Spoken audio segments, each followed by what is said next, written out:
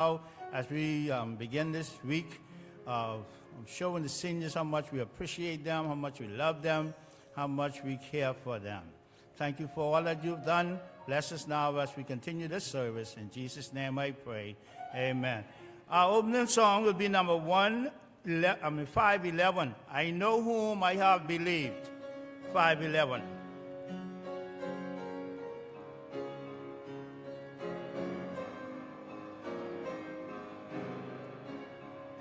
Everybody singing?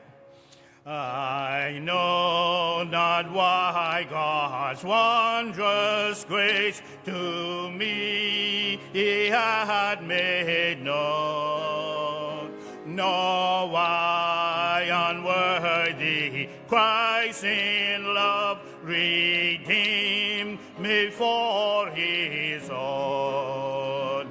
But I know whom I have believed, and I'm persuaded that He is able to keep that which I've committed unto Him against that day. I know not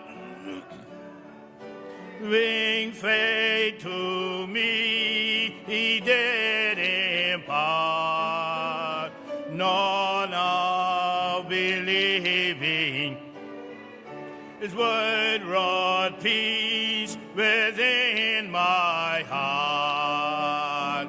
But I know whom I have believed, and I'm persuaded that He is able keep that which I've committed unto Him against that day. I know not when Lord may come before stanza.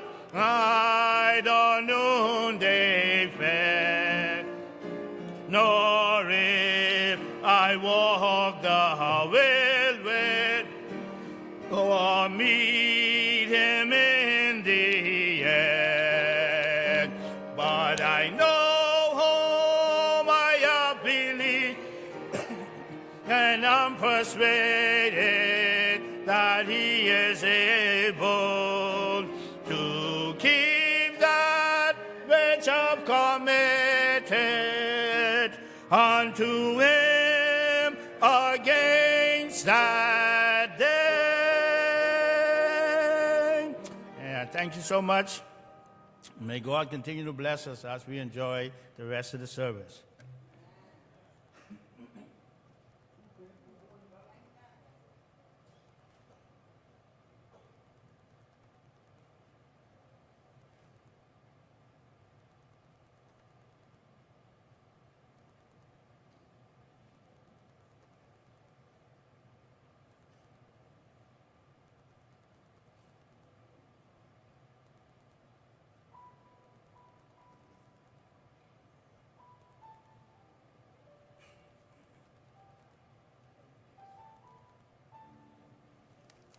Everyone, just reach.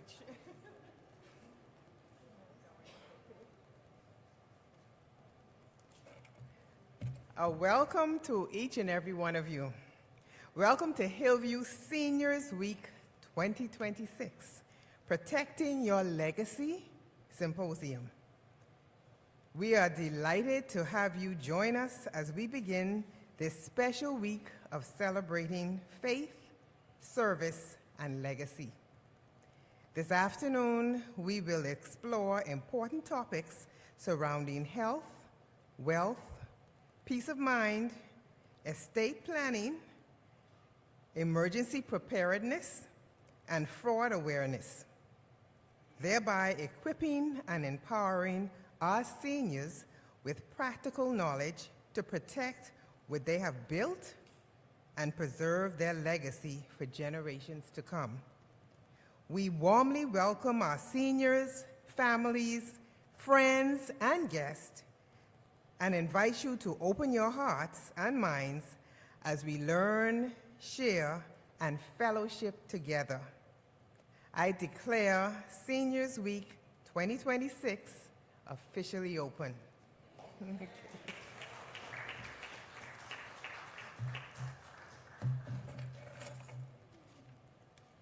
Good evening, good evening. You all look very beautiful. Our first speaker for today is Mrs. Janelle Gardner, and she's going to be speaking on Protect What You've Built, fraud awareness for our seniors. And just to highlight, Mrs. Janelle Gardner is a group financial crimes analysis with a background in anti-money laundering and financial crime risk management across the financial services and insurance sectors. She holds a Master's of Business Administration in Financial Crime and Compliance and a Chartered Banker MBA.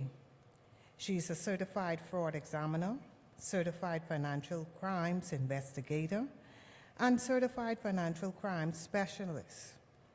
Janelle currently serves as the president of the ACFE Bahamas chapter, assistant secretary of the Insurance Institute of the Bahamas, and the treasurer of the Cabanas Club of the Rising Sun. She authors monthly articles and professional commentary on emerging fraud risk, ethical conduct, and regulatory trends, contributing to education, policy discourse, and institutional resilience. So before Mrs. Gardner comes to the podium, we will invite our guest choir, the Inspirationals, with a special item of music.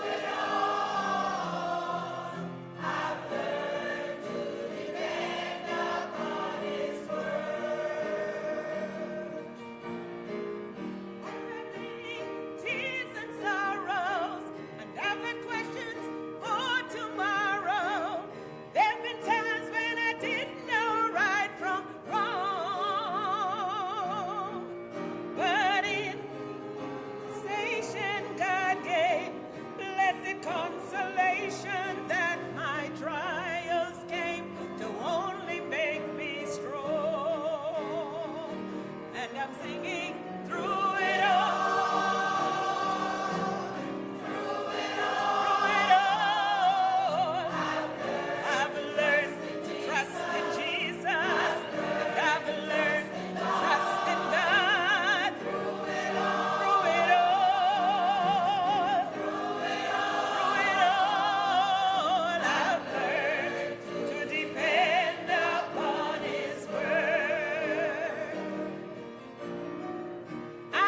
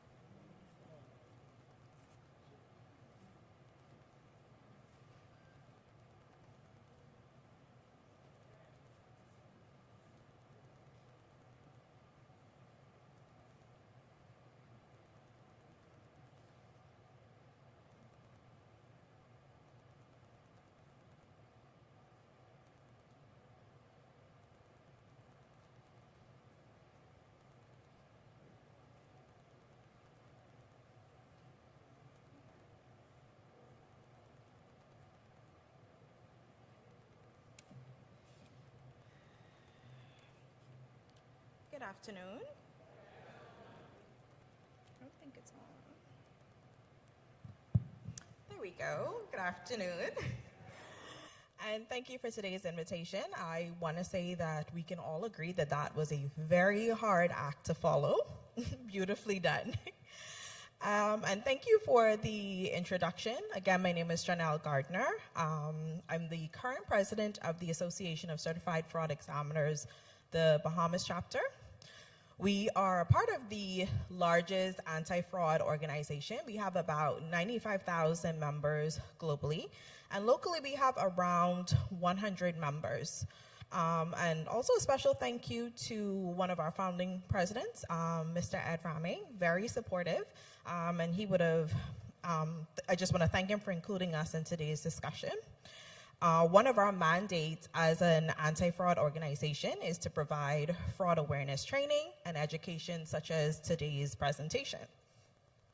So today we're going to talk about protecting something that you've worked a lifetime to build, right? It's your legacy. So that includes your money, your property, but it also includes your independence and your peace of mind. So fraud is not a modern invention. Technology, we've all can agree, has changed the way in terms of its speed, its scale, and its sophistication. But the underlying ingredients, such as deception, opportunity, and personal gains, are an ancient phenomenon. And I know the AV team is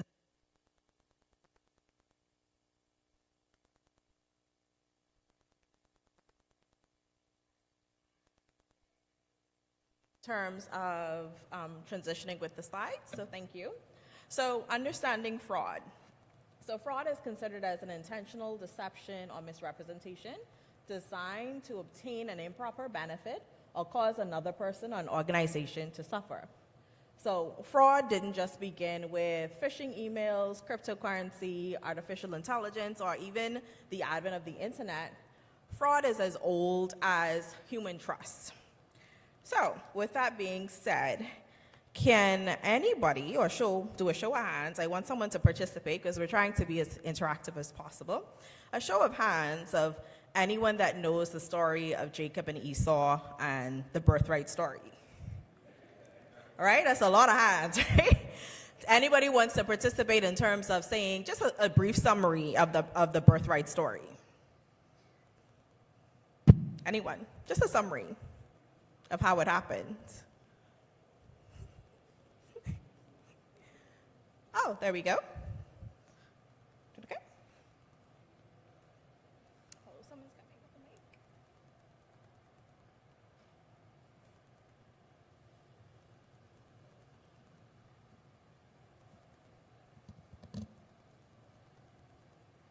Oh, I thought that she was coming with the story. Okay. Sure. So, well, we know the story, Genesis 27. Jacob, with the assistance of his mother, basically deceives the father, Isaac, into believing that his older brother, Esau. So Isaac is elderly. We know that he has poor vision. And Jacob wears Esau's clothing and places like goat skins on his hands and neck so that he feels like his brother. So Isaac ultimately gives Jacob the blessing intended for Esau. And we're talking about legacy today, right? So we've seen the definition of fraud. So it's intentional deception, right? Misrepresentation. And it's for your personal benefit, and then somebody else suffers a loss. So we view that particular story through the lens of like a modern day fraud lens. The story contains several elements that we'll kind of understand. So impersonation. So Jacob represents himself as somebody else, right? Identity manipulation. He used clothing, voice, touch, and other identifying characteristics to defeat Isaac's attempt at verification. Exploitation of vulnerability. So because of Isaac's age and impaired vision, it made independent verification much more difficult. There was abuse of trust. The deception occurs within a family relationship. And of course, there was personal benefit because someone lost their birthright to the other person.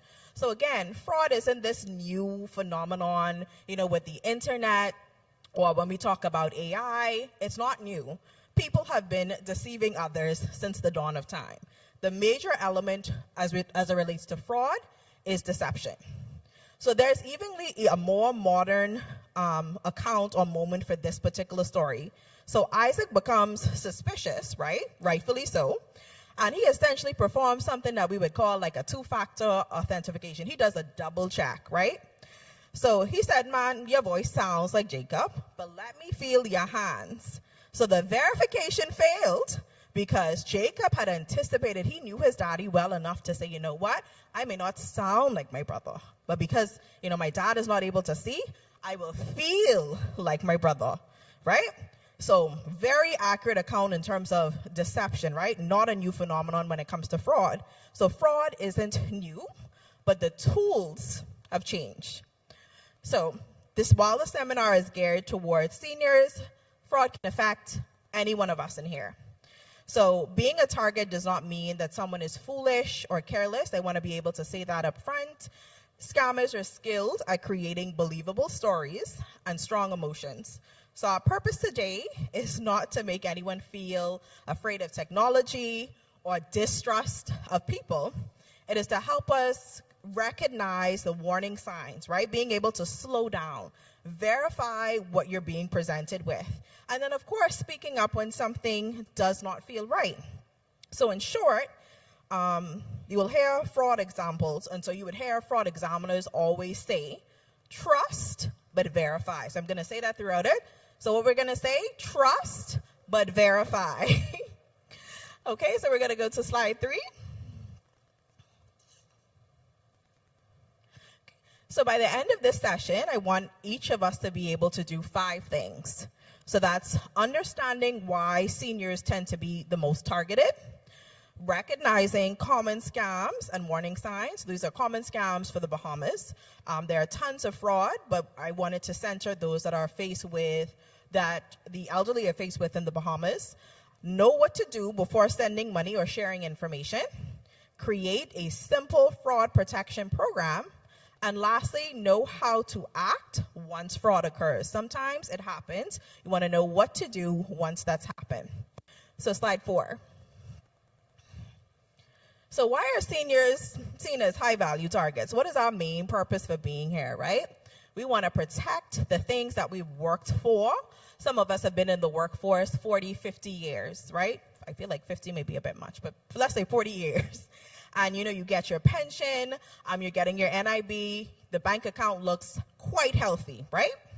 So older adults tend to have their savings, their pensions, their investment, they have their property, they have their insurance benefits, and then they may have better access to credit. So those assets tend to make seniors more attractive targets, right? If I'm trying to do a big haul, that is who I would target, a senior, right? Because they've gotten that large lump sum versus a 20-year-old that, yes, while they may not be exempt from scammers, they don't have larger bank accounts. So scammers may also exploit qualities that are normally seen as strengths for seniors. So we think of trust, we think of generosity. A particular age group may have much more respect for authority. Right? So when you hear that, oh, this is the police calling or the bank calling, we're much more inclined to say, okay, well, maybe I'll hand over that information. So they often manufacture emotion or fear that their account is going to be closed. They may exhibit excitement about a prize, a concern for a family member, or sometimes just embarrassment, right? That keeps a person silent. So we must always remember that exploitation is not always committed by a stranger. It may be a relative, a caregiver, a friend, another professional, or another person that has access or trust. So the responsibility always lies with the person committing the fraud and not with the person that's being deceived. Okay, so slide 5. So all fraudsters have a rinse and repeat. It's the same playbook over and over. Technology has allowed it to scale beyond measures. We've talked about the story of the loss of birthright, right? That fraud isn't new, but the playbook, they're usually 5 steps or 5 stages. First is the contact. We may know a lot of persons that may have received a call or a text or an email or a social media message. And so that's an in-person approach. Someone may come to you and say, hey, I have an exciting investment opportunity for you, right? Act fast, right? So that person says you got to act now. Sometimes they say don't tell anybody. Or sometimes they may say, listen, if you don't do this right now, you're going to lose everything. We panic. So fourth is the real objective of any real scammer. They want payment or access. So they may ask you for cash, which is usually very rare, but they may ask you for cash. They will ask for a bank transfer. A lot of the times, if they are not based in the Bahamas, they will ask for a gift card, right? No one needs a gift card for you to pay the bank a gift card to have access to the money that you already have access to. Or they may ask you for cryptocurrency. They will ask you for a password or one-time security code.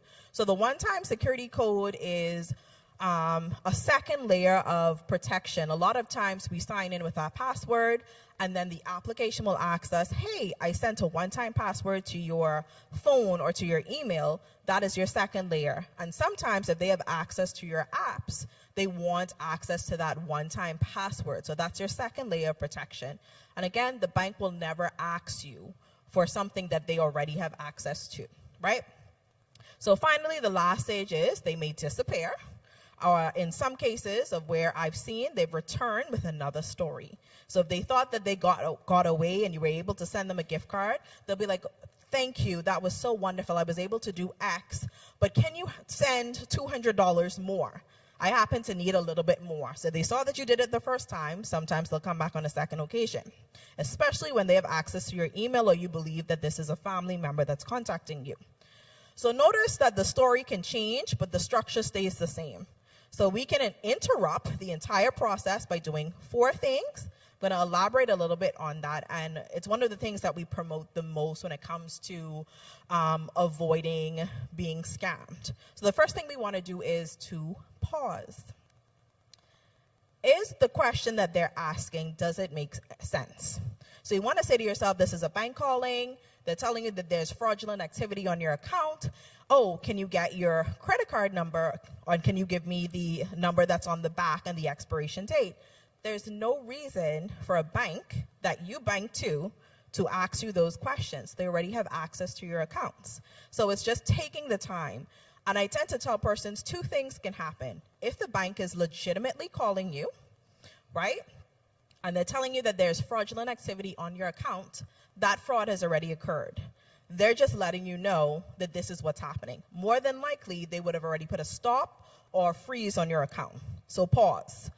Option 2, if it is indeed a fraudster, by pausing, taking a step back, you can prevent some really large losses. So, which is why we encourage persons, take a step back. Is the question that they're asking or the things that they're asking, does it make sense? Right, but we're going to go into the different steps that you can take. I've had a client recently that had to close out. It's not within the Bahamas jurisdiction. We're a multi-line insurer in other countries. And she had to close out her life insurance because her bank account was hacked and she lost $80,000 that could not be redeemed because she fell for a scam. And so you think, oh, well, you know, how does the bank work in that process? But it's because you've willingly given over your information. And that person got access and cleared out her entire account. So she just had to find ways to be able to supplement her income. So these are real life instances. So you want to be able to protect. Is the question that they're asking you, does it make sense? When you're not sure, hang up, take a pause, hang up, and call your bank. So our second step would be to verify. I've gotten scam calls. I'm sure most of you have. Usually they don't tend to sound like us. Usually that's a dead giveaway. And sometimes it's become so far advanced that we're not able to tell. And so, again, you're pausing, you're verifying that information. So what I usually would do is to hang up. Some are legitimate. Persons attempting to have access to your account, I would hang up and call the number on the back of my card. So I'm pausing, I'm verifying with my bank, or I may sign into my app just to verify that this information is true. Sometimes it can be true that somebody is trying to gain access to your account, but again, because you've paused, you've taken the time to go and verify, you call that number, or you may have somebody that you may know that works at the bank. Hey, can you take a look at my account, right? And your third one would be to discuss. Find somebody that may be able to help you. For my parents, that's me. If they're not sure of something, they're going to call and they're going to say, Janelle, well, this is happening. Does this appear legitimate to you? So have somebody that you're able to trust, someone you may know that works at the bank. You may be able to sign into your banking app, and so you're able to verify that information and perhaps discuss with someone else. And then your last stage is to decide, right? Fairly simple. You've verified. You've seen that this is a fraudulent event. The bank did legitimately call you. What is your next steps? So now let's apply that pattern to scams, or the scams that seniors see most often. So our first one is going to be impersonation scams. So our next slide. Next one. So in an impersonation scam, someone impersonates a trusted institution. So they're going to be calling from the bank. They're calling from a government agency. Sometimes it's the police. They may call from a utility company. You owe a bill, right? We could prevent your light. We know now with the light situation, it's very touchy. We could prevent the light from cutting off if you just gave us this information, right? We see that you have this outstanding bill. Insurance companies or other familiar organizations. So the number on the screen, when you have your call ID, it may look legitimate. I've had calls of where Bahamian numbers have been spoofed, and it looks like a local call. And I've had a few of those that would call us on our landline, and it looks legitimate. So you're thinking this call is coming in from the Bahamas. It's not a foreign number, but that has happened to me on several occasions. Or your email, now with the use of artificial intelligence or AI, spotless, perfect, no mistakes in it. And so even down to logos, those could be mimicked. So all of those details could be copied, they could be manipulated. So the caller may also claim that your account has been compromised, and they ask you for your password, your PIN, your one-time code, or they ask you to immediately transfer to a safe account, right? This account is compromised, but we could transfer to a safe account for you until we sort this all out. And I'm not saying this as just examples, but these are things that genuinely happen within the Bahamas. And so a genuine looking call ID is not proof of identity. Like I said, they're capable of spoofing or creating numbers that mimic local numbers. So the safest response is to end the contact. Do not use a number or link supplied by the caller. The caller wants you to call this number that they're giving them. They want you to use the email address that they're giving you, right? So find the number on your bank card. For most of us, that number is on the back, your credit card or your debit card, or your statement, or an official website. And even with the official websites, I try not to encourage that, because we've seen instances of where government websites have been hacked, right? And information can be changed in such an instance. So for me, that number on the back, whether it's Scotia First Caribbean, that's the number that you're gonna call. Save it in your phone. So what I wanna ask you is that if your bank called you right now, where could you find your trusted number to call back? What did I mention? Perfect. And we're going to take that number off the back of our card and put it in our phones, right? No? Yes, perfect. So we're going to put that in our phone. So when someone calls and they tell you, you have it in your cell phone. You know Scotia's number I know Scotiabank number by heart. Very easy to remember. So we're going to go to the next slide. So second most common scams, and this is actually growing a lot more with artificial intelligence. It's the family emergency or grandchild scams, right? So imagine someone calling and they saying, Grammy, I in trouble, I had an accident, or I in prison. Please send money, don't tell my mommy. So the request is designed to make you, make love and fair act faster than your judgment. Most of you would have grandchildren in here, and if you hear their voice and they're in a panic, your natural instinct would be to solve the problem. You're not even concerned in whether or not, were they in the country? Are they even in the bedroom, in the bed? They may be there. They may be home. And so with the use of AI, we had recently done a presentation on this. So let's say that this seminar was recorded. Someone got a 30-minute recording of me talking, my mannerisms. They just need 30 minutes of me talking to be able to mimic me, the sound of my voice, my cadence, my style, all of that. You just need a 30-minute video now. And that's actually a thing that's for sale. So someone can say, oh, great, I have this video of Janelle. Based off Facebook, LinkedIn, I know who her family is. I'm going to find that number because we have so much information on social media. Sometimes it's really easy. And they're going to call, and you're going to say, yes, my grandchild is off to Penn State. Or they are traveling in Paris, right? And so your mind will automatically be not to verify this information, but you're going to be in a panic. You're going to, where do I send it? How do I send it? And then we're going to see you in the bank or the insurance company, and then you're going to tell us, this is happening, you know, I need this money now, right? But we're going to actually get to that part of it. So artificial intelligence can make voices, images, and messages so convincing. So recognizing a voice is no longer enough. There are videos of where we've presented to others when we were doing training where basically we were incapable of distinguishing it from artificial intelligence. It was just so perfectly done, right down to the person moving, getting out of their chair, perfectly done. So a criminal may use information from social media. I know people oftentimes say, stop posting your vacation pictures while you're on vacation. You know, posting names, travel plans, or other details. I'm also very guilty of that, even though I'm telling you all not to do it. But that's access to your information, to your family. They know who you're connected to. These are people that don't have day jobs. They can sit down, sift through large amounts of information.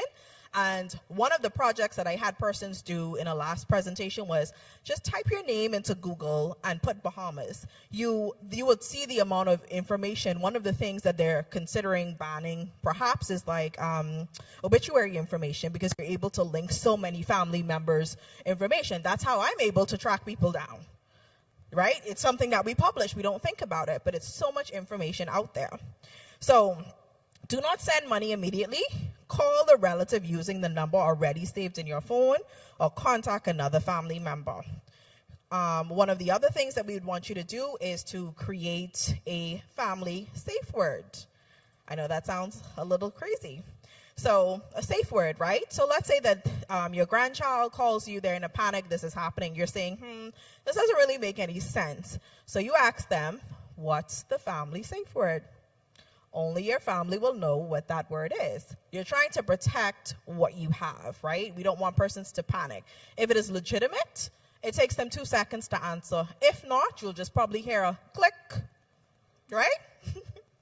So you can ask a personal question that a stranger would not likely to be answered. Now, of course, not publicly available information, but something that only your family really would know. You know, what Grammy is cook on Sunday mornings, what she pairs it with.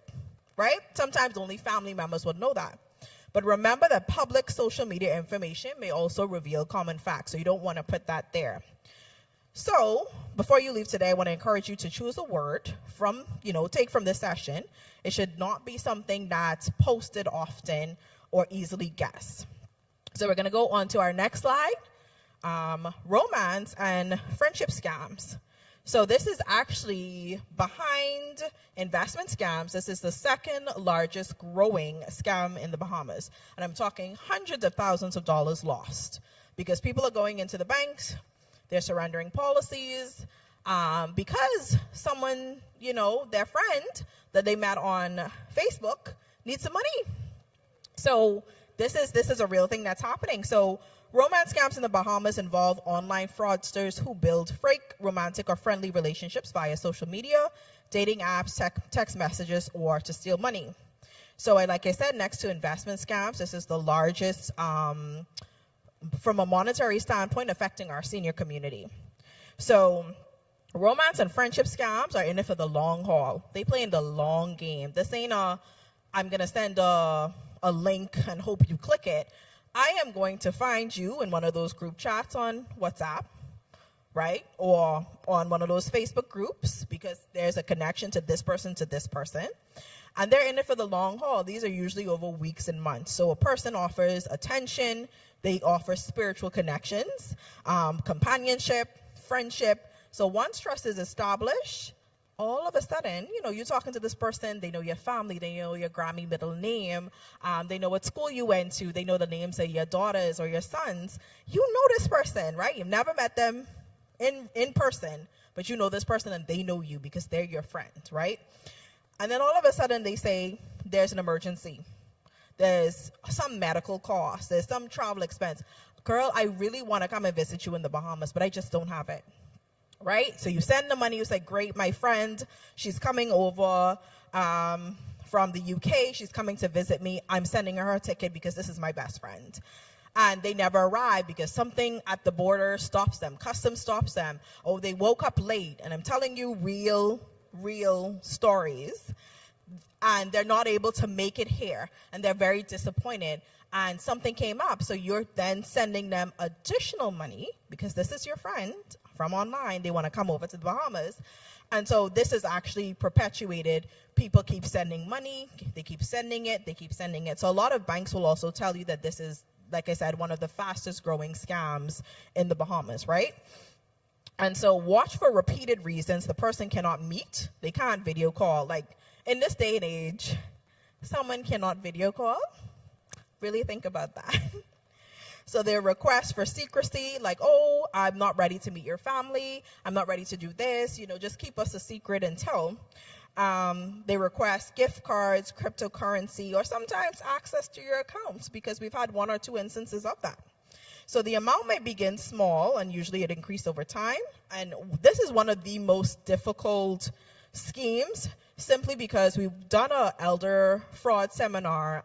Someone that heads the commercial crimes unit, he said that some people still send it, even when it's revealed that it was a scam, because it's their friend and the police don't know what they're talking about, right? So they continue to send it. And they justify it because, like we said, this is done over months. So you want to be careful if a person is not able to meet you face-to-face, you're not able to physically see that person, be wary of sending money over. And it's, every day there's a new story, right? So a useful rule is simple. Never send money or banking access to someone you only, keyword, you only know online. And always ask a trusted person to review the situation independently.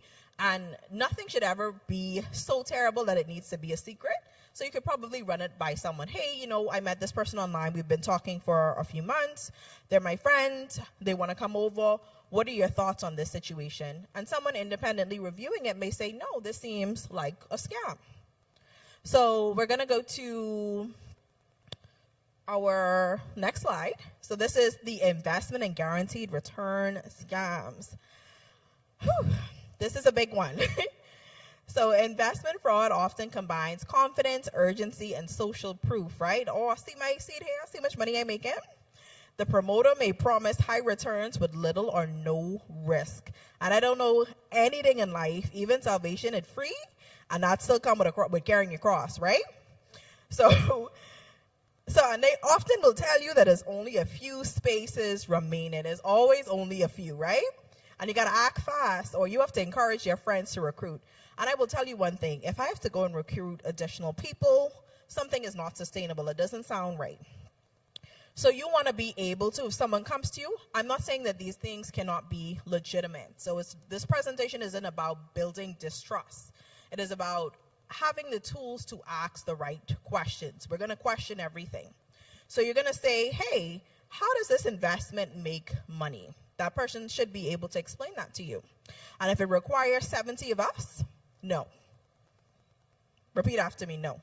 No. So you're going to ask them, who holds the funds? Where are the funds? Are they in the Bahamas? Are they somewhere else? Where did the funds go? So when I transfer this to you, where does it go? Is the person or company properly authorized? So who can tell me who authorizes or approves investment or pension companies in the Bahamas? Anyone? You all should know. That's where your pension is. So it's the Securities Commission. They are the regulators for investment firms. A few other companies too. So these could be your pension companies, but investment companies nonetheless. These are your digital asset companies. Who am I missing? A few others, but they are the ones that are regulated. So you're going to ask them, are they regulated by the Securities Commission? If you tell me no, no, right? We're not going to pursue that because, again, they are the local regulator. So if there was something was to happen, who are you going to go to if the Securities Commission says we did not regulate them? And I have to admit that they do a great job in terms of informing the public. So you see a lot of the times they issue it in the newspaper about firms that are not affiliated, they're not regulated by the Securities Commission, so proceed with caution, right? So can the answers be verified independently? So be especially careful if funds must be sent to a personal account. Because if you're telling me I'm sending this money to Janelle Gardner and Co. is the name of the investment fund, why are you sending it to your account? What is the account number for Janelle Gardner and Co.? Which local bank? Or an unfamiliar platform or a crypto wallet, right? We do have, like I said, it's one of the fastest growing schemes in the Bahamas, you know. But for this presentation, I'm just going to give you some skills in terms of how to navigate it. So no legitimate investment is too urgent to be checked out properly. I don't know about you, but I'm not parting with any of my funds. This is my nest egg. I should be able to sit down and take my time. I think for life insurance, you get 30 days. I don't know for any attorneys. I don't know how long you get in terms of viewing a contract. So you have time, right? Time is a thing you should be able to review. Nothing is too urgent. So don't let friendship, professional appearance, even if I came to you and I said, I have this investment, no, right? Or testimonials replace independent verification. So if you do not understand how the product works, or if this person is not able to tell you how it works themselves, or they're getting flustered and frustrated because you're not acting now, red flag. So we say here in the Bahamas, if it's too good to be true, correct, it probably is. So slide 11, the next slide. Financial exploitation by somebody that you know. So financial exploitation may involve someone who already has access and trust. Warning signs include unexplained withdrawals, unpaid bills despite adequate funds, missing possessions, sudden changes in beneficiaries, powers of attorney, property ownership, or other documents. So also it's important to notice behavior. Is somebody isolating this older person? Are they speaking for them unnecessarily, controlling visits, pressuring them to sign? Has a caregiver, or relative or friend begun treating this person's money as their own? So because I work for a multi-line insurance company, again, these aren't local examples, but these are from other jurisdictions.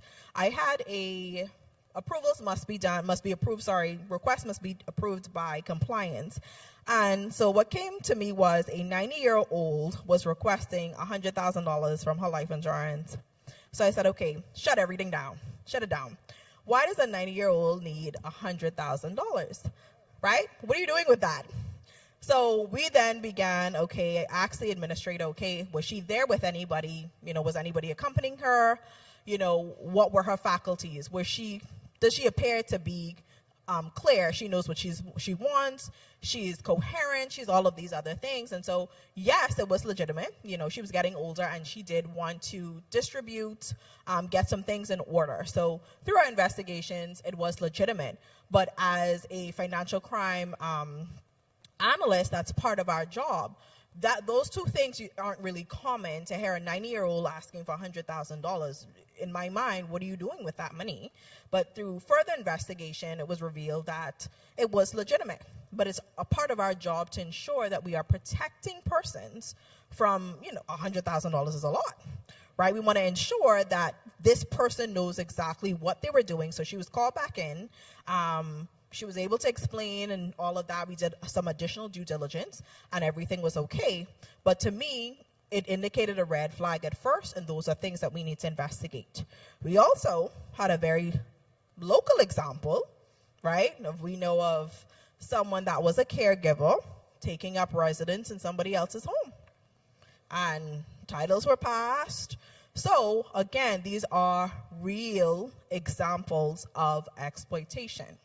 So these things happen. So support should preserve the older. We want to ensure that we preserve someone's dignity. Again, The 90-year-old, for example, she should be able to make those decisions for herself, right? We want to preserve the dignity, but major legal or financial decisions should be made without pressure, where appropriate, and with independent professional advice. So if abuse or coercion is suspected, we should document our concerns and seek any additional or appropriate authority. So we're just going to quickly go over some red flags. So the next slide. So some red flags. So this, if you are able to take a look. So you want to listen for urgency, secrecy, threats, unusual payments, requests for passwords, guaranteed returns, unexpected prizes. I know for me, I have a family member that had sent me a link because British Airways was giving away 500 tickets. On which planet? And I said, a lovely gesture, but why would British Airways give away 500 tickets in this economy? Never. So again, it got them thinking, yeah, you're right. But sometimes persons are they want to share the wealth. Any online contacts asking for money, instructions to move money to a safe space or a safe account, or directions to lie to your bank. So our next slide, the 5-step safety rule. I'm going to quickly go through this. So stop, do not act while frightened, excited, or rushed, especially in those grandparent schemes. Think, identify exactly what you're being asked to give.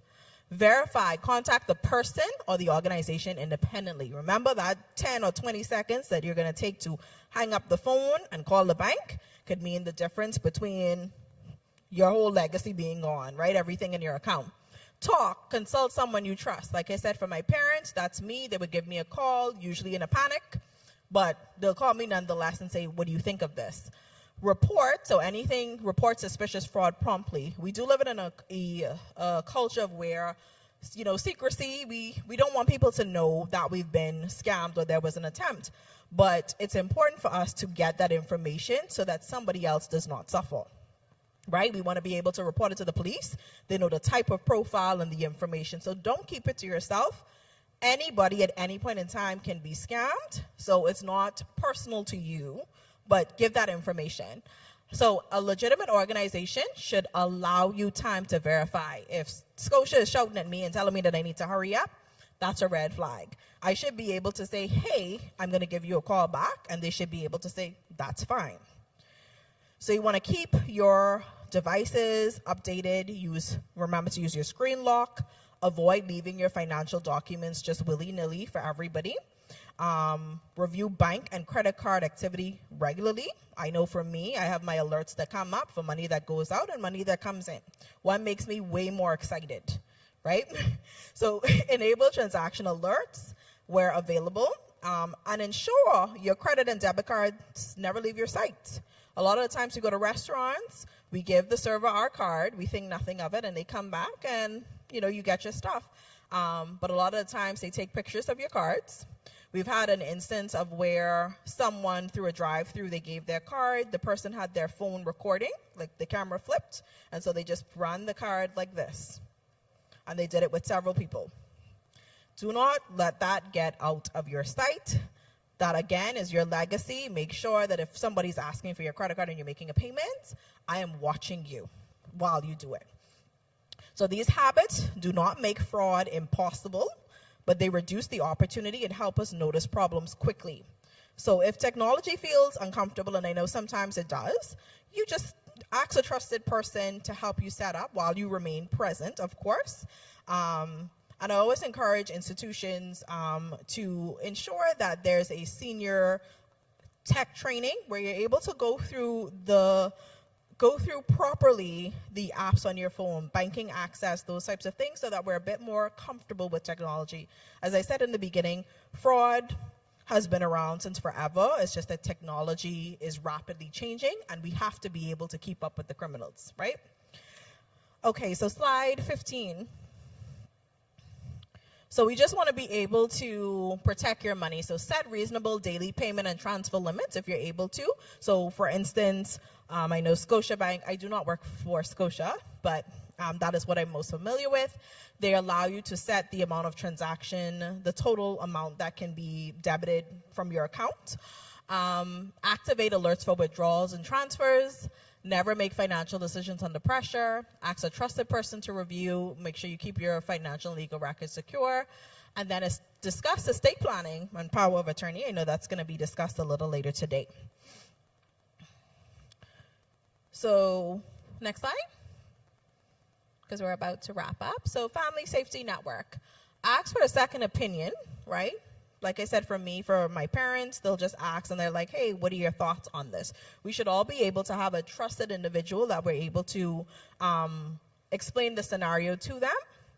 Choose 2 or 3 trusted verification contacts. Establish a private family emergency code word. Remember, before we leave here, if you have grandkids, kids that are off to school, that's a simple thing to do. It really doesn't take a lot. Check regularly on seniors that live alone. Offer patient assistance with unfamiliar technology. Never shame someone who reports fraud. We need that information. So, and like I said, anybody can be, anyone could fall for a scam, right? But reporting the information helps us in terms of investigation and fraud typologies. We're able to say, hey, this is definitely a new scam that's affecting the Bahamas.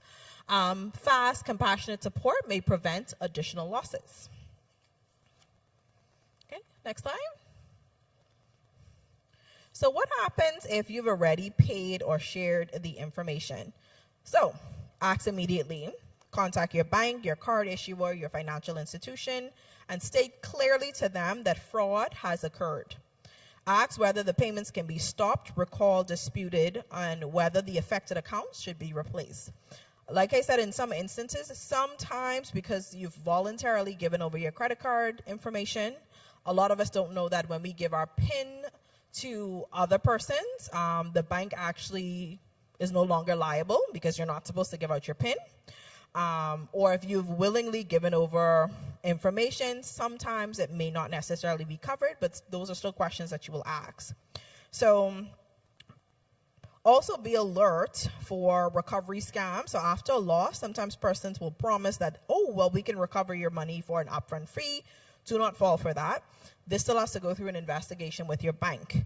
Also, you can contact the Commercial Crimes Unit at the Royal Bahamas Police Force. They deal with instances of anything that's $5,000 or less. If it is that you want to report someone for a scam, it doesn't necessarily have to be, it could be a purchase of a car. That person never shows, you never get the vehicle, but that is where you would ultimately report anything that's under $5,000 or left. So, last slide, before you leave today, choose one trusted fraud check person. That could be someone that's a police officer in your family, an attorney, could be a fraud examiner, and identify a backup, right? Agree on a family code word. Turn on your transaction alerts so you're able to see what money comes in and what comes out. And make a personal promise. No unusual payment without independent verification. Somebody asking you for money, verify. We're going to trust, right? But verify. And make sure you save your trusted contact numbers for your bank and your relevant local reporting agencies before you need them. Nothing is worse than trying to scramble and figure out if a number is correct. So like I said, wherever you bank, look at the back of that card, save that number in your phone. If they're not calling from there, or if you go to a website and you say that the number is a bit different, you know that the number on the back of your card is correct. And lastly, share one lesson from today with another senior, relative, neighbor, or church member. So, in closing, protect your blessing. Remember to pause and verify. And don't be deceived out of what belongs to you like Esau. Thank you.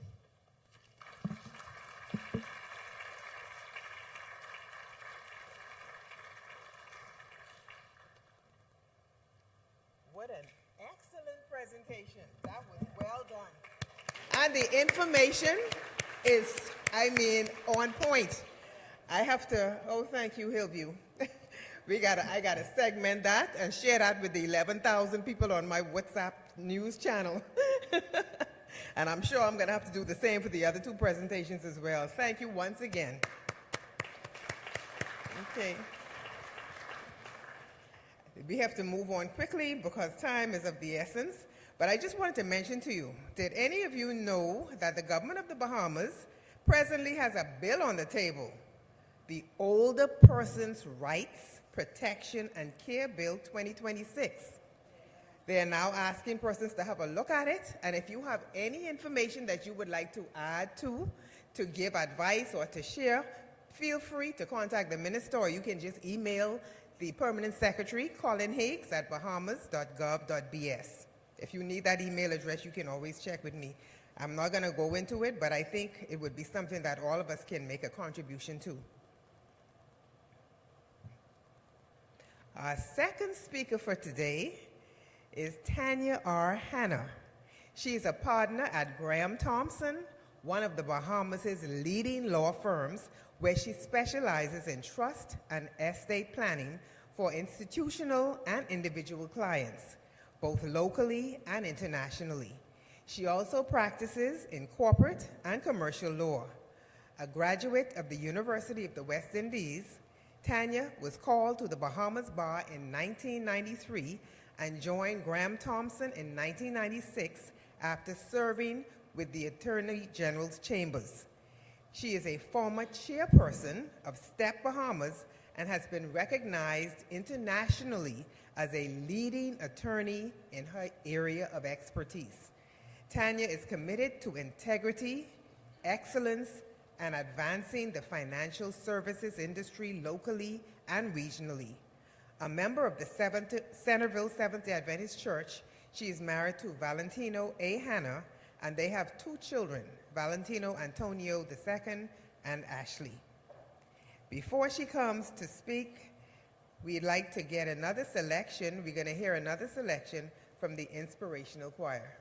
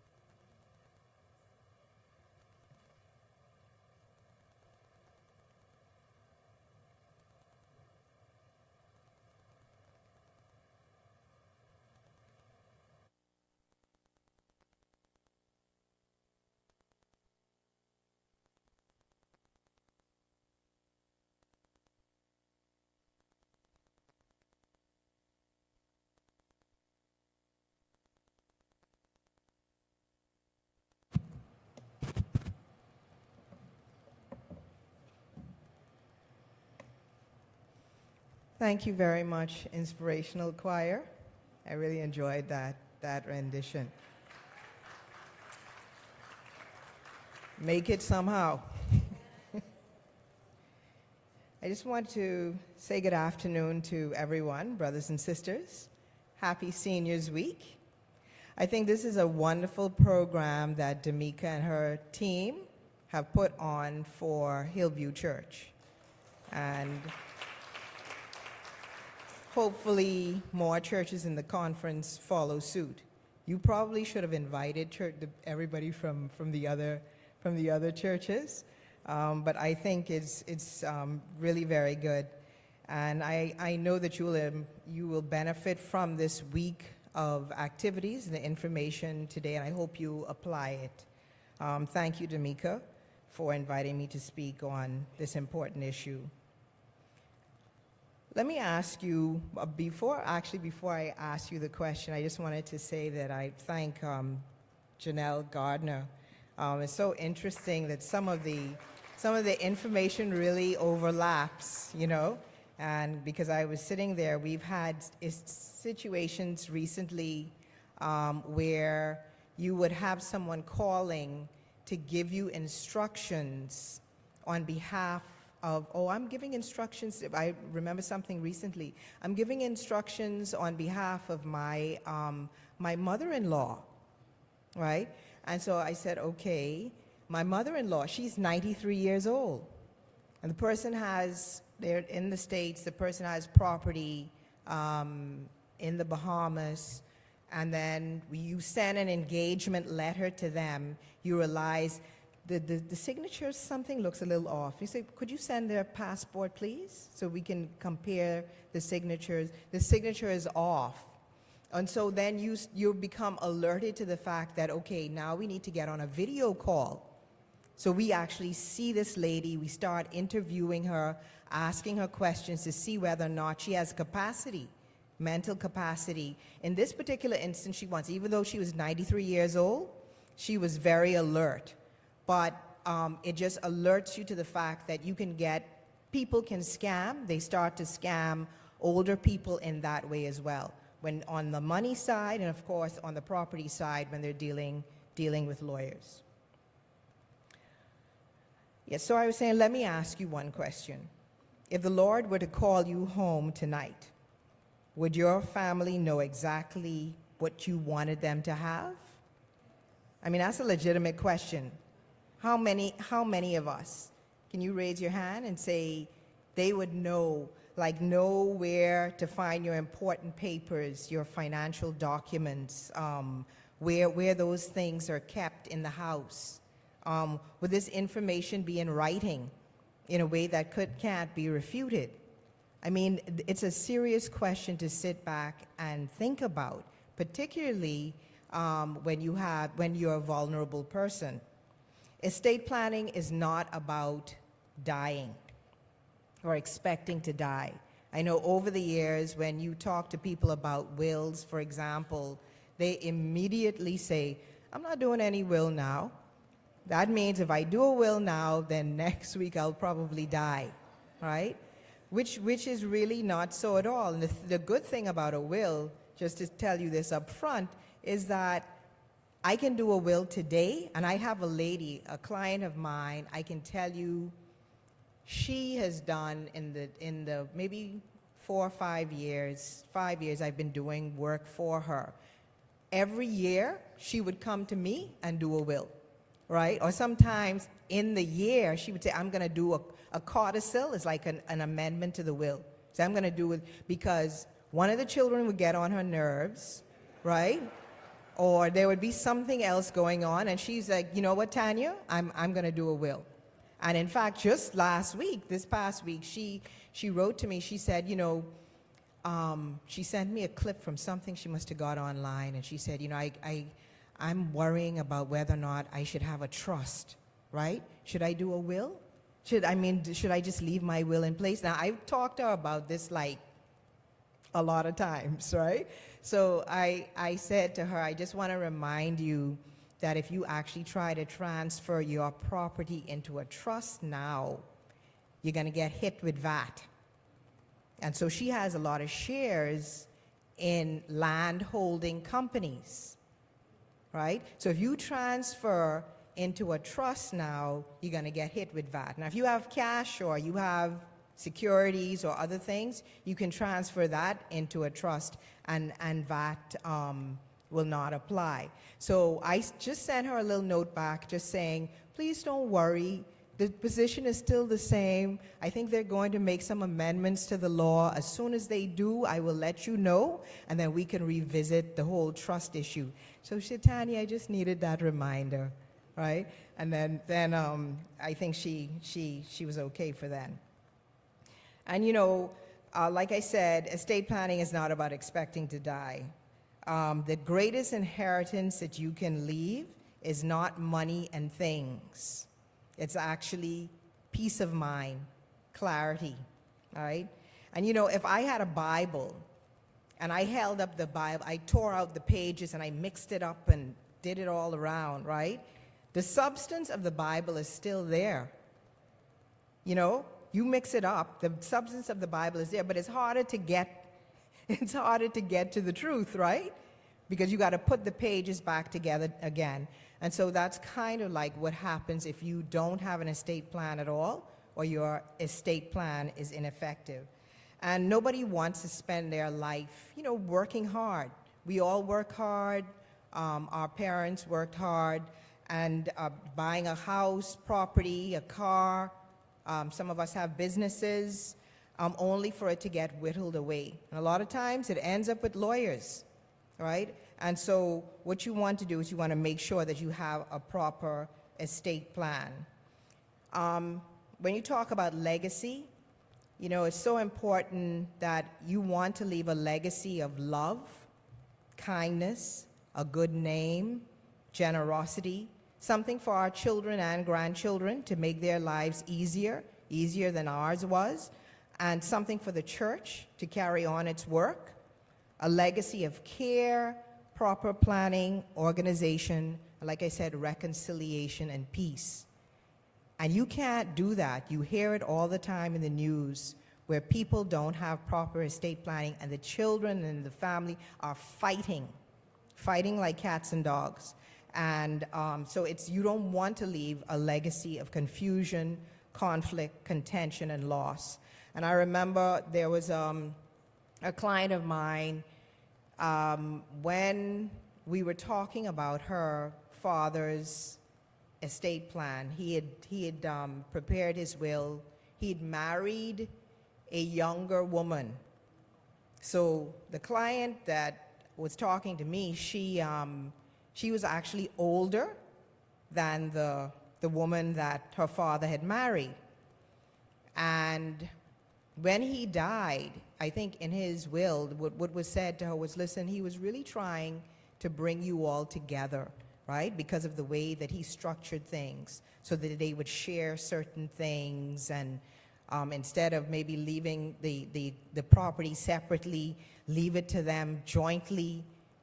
And so she said, listen, he didn't try to get us together in life. Why does he think that doing this, right, he's going to get us together in death? And I can tell you, without the Lord being in people's hearts, it's not going to happen in death. You need to deal with it properly during your lifetime. Bring your family together. Try to reconcile issues. And then also, to the extent that you can, leave property separately. And if you can leave it separately, leave it to a trustee, which I'm going to talk about a little bit, but leave it to a trustee under your will. If you don't have a separate trust, leave it to a trustee under your will, where you say to them, listen, I have this one house. All of my children you can't all share the house, right? So you leave it to the trustee and you say, I'm leaving this to you on trust to sell it and split the proceeds with my children, right? The alternative to that is you could put it on rent, and then you give the rental proceeds in equal shares to the children. It really depends on the value of the house, a lot of different things, and you have to determine whether or not it makes sense. So the question you have to ask yourself is, what do you want your legacy to be, right? How can I be faithful with what God has entrusted to me, so that my stewardship continues to bless others after I'm gone? And I don't know if you've heard of the third generation curse. Anybody? Third generation curse? Yeah, so like you have the older people who build the wealth, they work hard, they make money, and then their children, they see how hard their parents worked. That's the second generation, and so they try to maintain it. Then that third set, because they lived in comfort, they grew up in comfort, and they're the spenders, right? And so without proper education and, and direction, they will whittle away what that first generation made. That third generation, our children, we absolutely have to tell them. I remember my parents said, money don't grow on trees, right? And so like now, I think our children think that money grows on trees. And so you have to be very, very intentional about training your kids. All right, so I have a case study there that I circulated. And I was thinking that what you could do is, if you just get in, maybe just in groups of 3 or 4, and so we'll read through it. Okay, so I'll just give you a second to just come together a little bit more closely. It's actually a case study.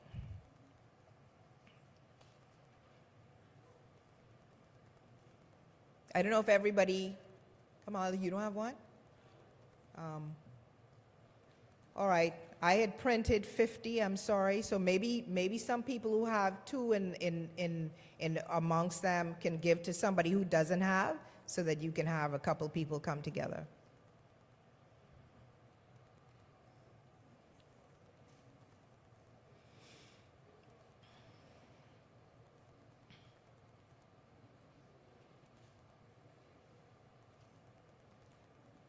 Okay, so our case study relates to Mr. John Brown.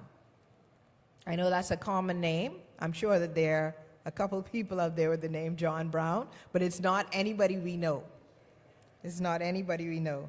So John, he's the patriarch of his family. He's 80 years old. Nothing's wrong with him mentally. He's a Bahamian citizen.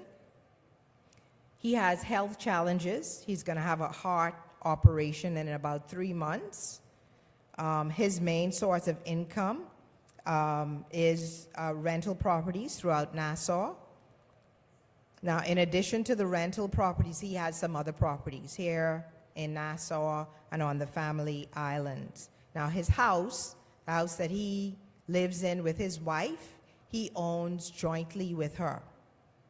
All right, so that's not in his own name. He has 3 life insurance policies where his estate is listed as the beneficiary. John is married. His wife, Ada, she's 78 years old. She's ailing. She has, seems to have the onset of dementia.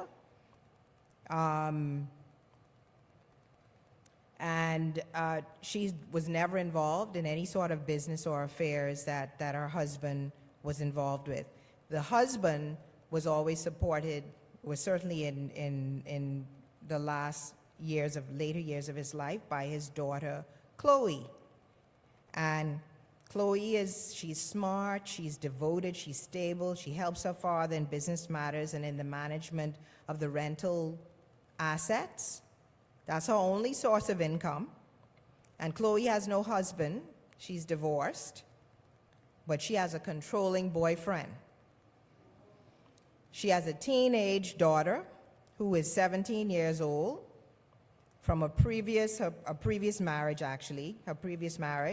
and the daughter unfortunately has drug issues and keeps bad company. John and Ada, that's the patriarch and his wife, they also have a son, Don. And he's not on speaking terms with anybody in the family, all right? And there's no foreseeable prospect of reconciliation.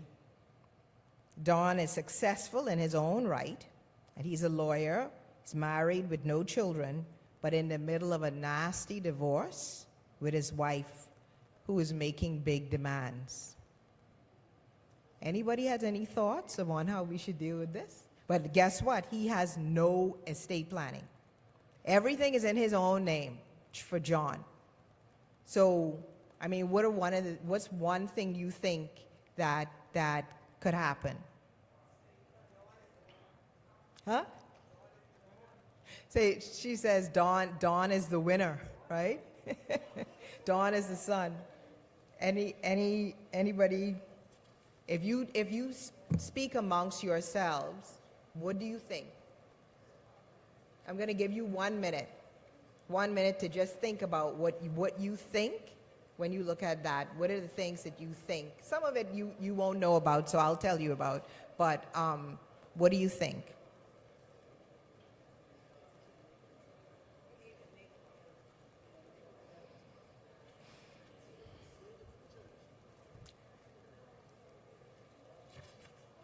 I should also mention that John really wants to achieve 3 fundamental objectives. He wants to provide for himself for the rest of his life at the same standard to which he's become accustomed, including providing for his care if he becomes incapacitated. He wants to provide for his wife, his daughter, and his granddaughter, right? And he wants to give nothing to his son. Okay? So I know these ladies, they had decided, and so what's your view?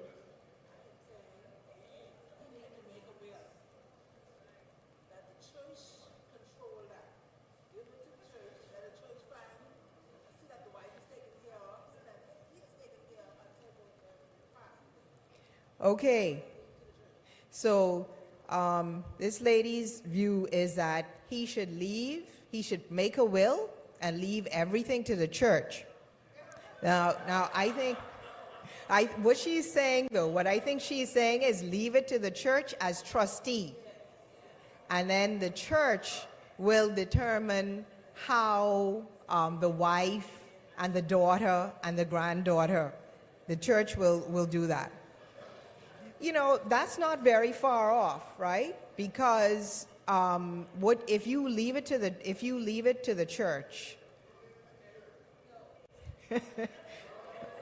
okay, all right. So if you were to leave it to the church, you would set out, and say if it's in a will, you would set out in the will trust provisions, right?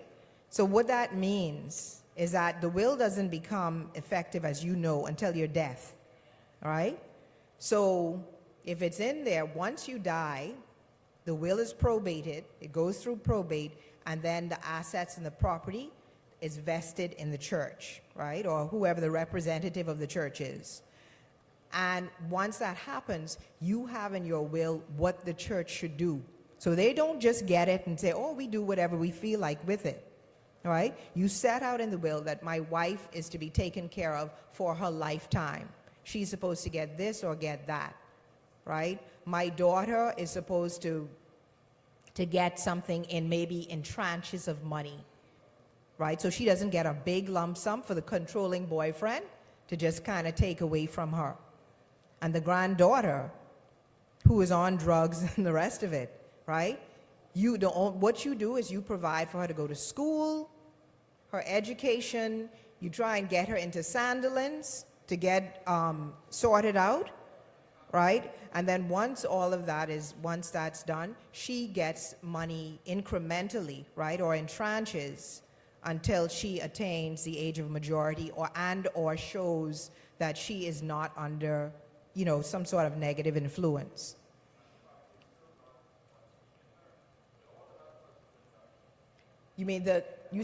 Sorry?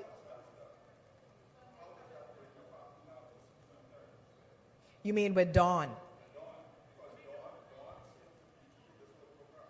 Right, so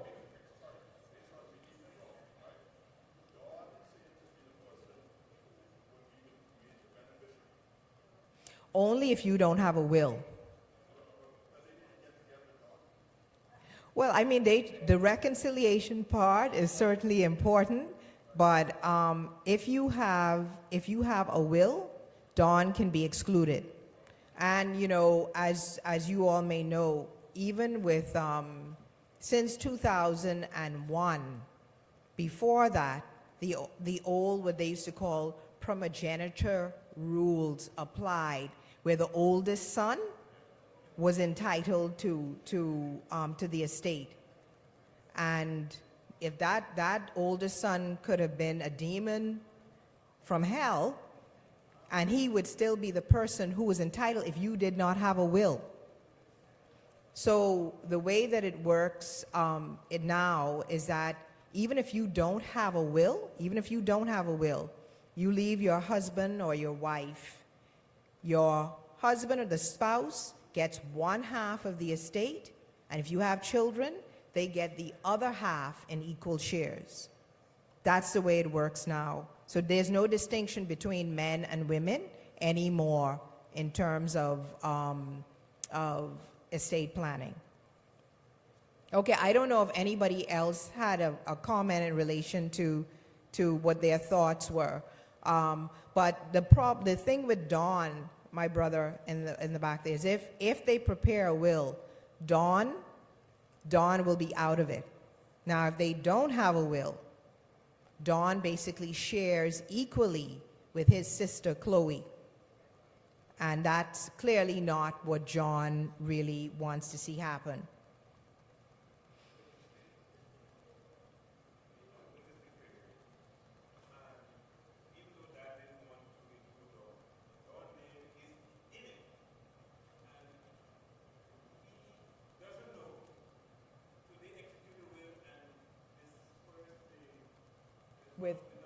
You mean without him?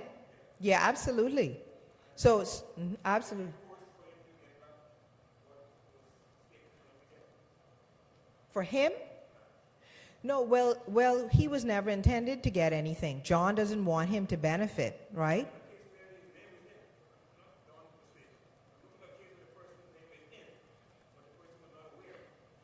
Okay, so you're talking about a case where you have a will, and the person is named as a beneficiary under that will? Right. Well, then whoever the executor is in breach of the law. All right? So if you have a will and you have people are named as beneficiaries, it is imperative and incumbent on the executors to basically let those persons who are entitled under the will know that they are entitled under the will. That's definitely the case. So if Dawn were listed, for example, under the will, then yes, somebody should reach out to him and say, you're a beneficiary under this will.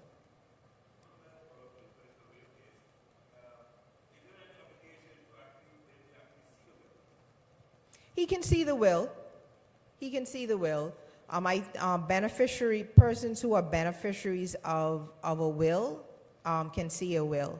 I mean, I know some people take the position that, oh, don't let them see the will, or let them see the section that relates to them, and not until the will is probated should they be able to see the whole will, because a probated will becomes a public document, all right? So, but if somebody is a beneficiary of a will, in my view, they can see the will. I mean, and really my reasoning is it's going to become a public document anyway. If it were some other document, then I probably would have a problem with it. So the case study points out a couple of different things. John's upcoming surgery, what should he do? Right? What he needs to do right away is he needs to get estate planning, of course, right away. And I just wanted to mention that the older that we get, and I think Ms. Janelle sort of touched on these things, the older that we get, estate planning becomes more crucial. When death and sickness are no respect of persons, but as older people, we have to bear in mind that one, life expectancy is shorter, which means you need to sort things out sooner, right? And then number two, older people typically have more complex, sometimes more assets than younger people, simply because they've worked longer, right? And their property need, they need to think it through, sort it out so that it gets distributed thoughtfully. Health risks. Older people, aging implicitly increases the risk of illness, cognitive decline, and incapacity. Now, everybody here I can see is completely well and looks youthful, but this is something that happens the older that we get. And then family dynamics change. As we get older, so for example, with me now, I have adult children, but things start to change when they get married and they have a spouse that comes into the picture, then somebody gets divorced or they're separated, then you have to start thinking about a number of different things. So the older you get, your whole life becomes a bit more complicated. And so while everything is urgent for John, the patriarch, because he's older and he's about to have this surgery, one of the things that needs to be thought of is his wife too, Ada, because Ada has cognitive decline, right? So both John and Ada should get an enduring power of attorney. Anybody knows has anybody here done an enduring power of attorney? Yes, you have an enduring power. You have a power of attorney? It's probably an enduring power of attorney if you have that, because it starts to deal with your property and affairs, right? So an enduring, I've seen a hand here for a little while. Yes, sir?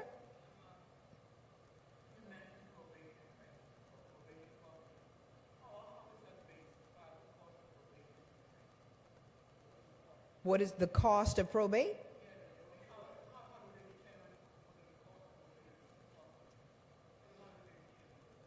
Okay, well, probate, which as you all may know, probate comes after your death, right?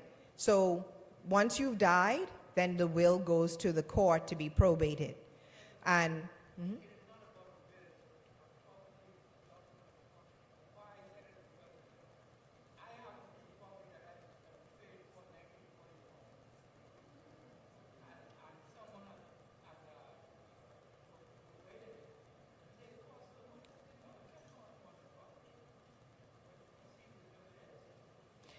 yeah. I don't think it's on.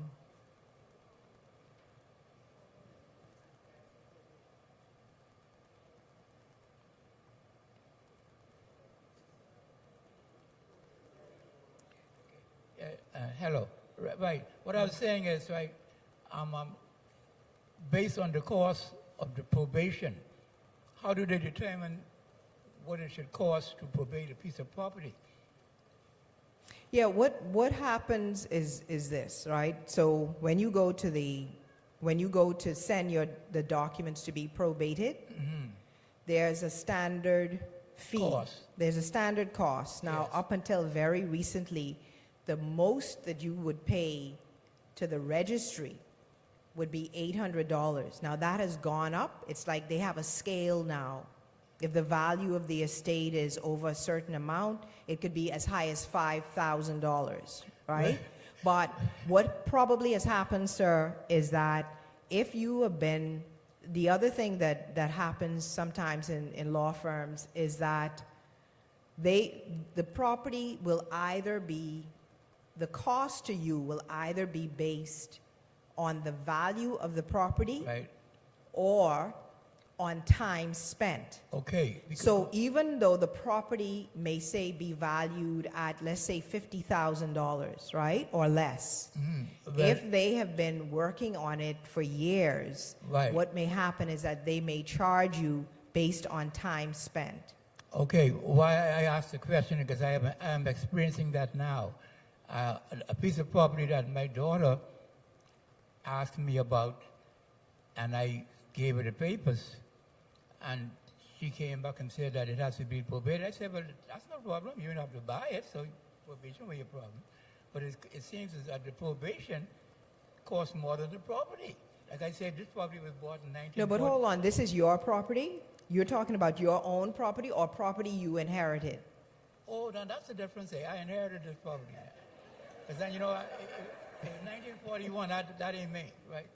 But what I'm trying to say is, I felt it strange because, do they base it on the cost of the property or just a standard cost? You know? I think if you're talking about your own property that you own from you were saying 51? No, 41. If No. it's your own property and you want to transfer it to your daughter, Right, yeah. so you can do it one of two ways. There are a couple different ways, but you can either put it in your will, in which case there's you put in your will, I'm leaving this to my daughter. There's no cost in terms of VAT or anything like that associated. But then the will can cost so much too, right? Well, the will, yeah. So, but a will is relatively cheap. Basically, I don't mind the probation cost. My problem is what it's based on. You see, because when you talk about property in 1941, you talk about pounds, right? And this is you talking about $800, and it sort of puzzled me. Well, the other thing you could do, sir, is to transfer the property to your daughter now while you are alive by deed of gift. Yes. If you do that now by deed of gift, it just goes to her. She owns it. You don't have to worry about probate or anything. Oh. You'll probably need to pay a lawyer to help you to transfer, to do it properly, to get it transferred to your daughter, but you won't have to pay that. And then that way, your daughter has it, if that's how you want to do it. Your daughter has it. She just needs to hold on to it for 7 years. She can't just turn around and sell it to somebody else. But I had it for 80 years. And then that way, you don't have to worry about probate at all. Oh, okay. I Okay. don't know. Okay. I just thought it strange. We can speak after if you want. Huh? We can speak afterwards if you want to talk some more about it. I'd appreciate that, yes. Okay. Okay, so I think we were talking about the enduring power of attorney, and this is a special power of attorney. You have a lot of what they call regular powers of attorney. A regular power of attorney, if you become mentally incapacitated, it immediately terminates. That's what makes an enduring power of attorney special, all right? So it has to follow a particular form, and in that form, basically, you appoint someone to be what they call the donee of the power, right? That's the person who's going to be your attorney by power of attorney, and that person can go and do business for you. They can go to the utility companies. You know, they can go to the bank for you. They can actually sign title documents for you, right? And it's very important. It's something to seriously think about. I think we should all have an enduring power of attorney because something can happen to you. And it's not just about mental capacity. I went to this lady in the hospital. One of my friends asked me to prepare an enduring power for her because she had like a series of strokes. So her mind was fine and clear, but she couldn't move. She couldn't even sign anything. So when I went there, and I went with 2 people from my office, I went to the hospital, and she instructed me, right? So once she instructed me to make an X for her. This is on the enduring power, right? And then, of course, the witnesses would have seen me do it, would have seen her say to me, and then they would have signed affidavits specifically saying what had happened, right? So that's an endurance. So that's somebody, nothing wrong with their mind, they just can't do anything with their body. And so they need help. So I've done a few of those for people who there's nothing wrong with them, and younger people too, who have some issues. But an enduring power of attorney is really important, particularly for people, if you have a history of Alzheimer's in your family, or you know that people are getting older, please do prepare an enduring power. As a matter of fact, you don't even need a lawyer to help you to prepare it. It's set out in the act. There's a statutory form that needs completing, and you know, most people would be able to help you to fill it out, so you don't incur any cost in doing that. The other thing that should happen for John and for Ada, right, aside from the will, is having a healthcare proxy, right? So a healthcare proxy, if you go to the hospitals, I don't know if they do it at PMH, but at doctors, they have a slew of documents that they'll make you sign, right? Basically saying whether or not you should be resuscitated, or if you have to go on life support. Do you want to stay on life support indefinitely? Most people don't. So the healthcare proxy would basically say, listen, I don't want, help me to stay alive to the extent that you're able, but if I am beyond help, right, let me die with dignity and look to my spouse or my children for guidance, but only to the extent that they're not saying something different from what I've said out here, right? So that's what a healthcare. So he needs, John needs that right away. So the will really, at the end of the day, the will that John would prepare, in my view, should have trust provisions in it. So I don't know how much you know about what a trust is, right? So a trust is where if I were setting up a trust right now for my children and say I decide that I'm going to make Damika my trustee, I would then transfer my property to Damika. She would become the legal owner of my property. And I say in the trust, right, I want Damika to do certain things. Care for my children, say if I have minor children. Care for my children, make sure that their school fees are paid, right? Make sure that if they have some health event, that you take care of them.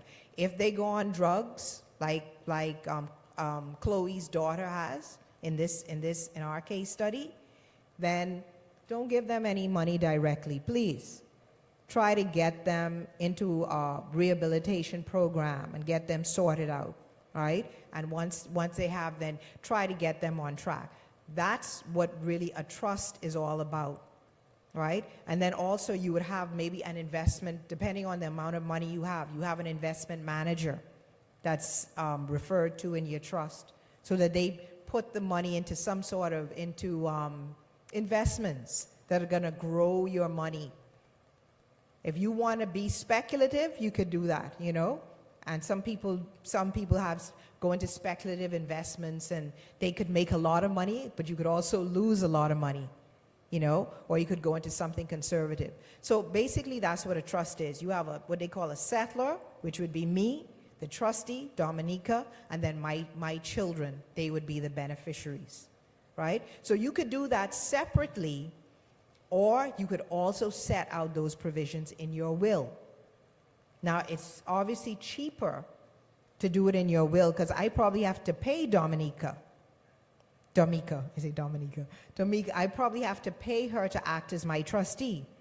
But if I put it in my will, and I say, let's say I say to somebody, listen, I've made this person the executor, Janelle, the executor and trustee under my will. Then she's responsible for getting my will probated, and then she would also be responsible for taking on the trust provisions, but it happens after my death.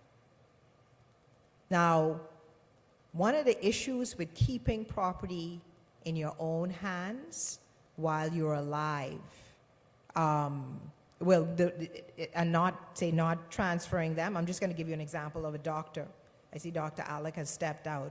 But if you, as a doctor, doctors always prepare trusts. A lot of them do. And that's because if they get sued for malpractice, they would like for their a certain amount of their assets to be in trusts, so that they can legitimately say, I don't personally own this. It's actually in this trust, and it's legally owned by D'Amica. All right? And so you see that happen. When we just had general elections, there were a couple of those guys who said that they didn't own a lot of assets. And that was true, because their assets are actually owned by trusts that they have established. And they have done that for estate planning purposes, right? So that they are able, if they get sued or whatever, they have a certain amount of assets, and that's the only thing that people can get at, right? And the rest of the assets are off in a trust, right? So I just thought I would mention that.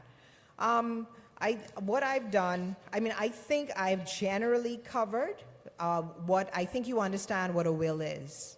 Everybody understands what a will is. I have, by the way, a form of will where I told D'Amica she can hand that out to you, but it has some instructions in relation to each clause. This is it's a simple form of will. Obviously, you have to get specialized advice for somebody to deal with your own particular circumstances.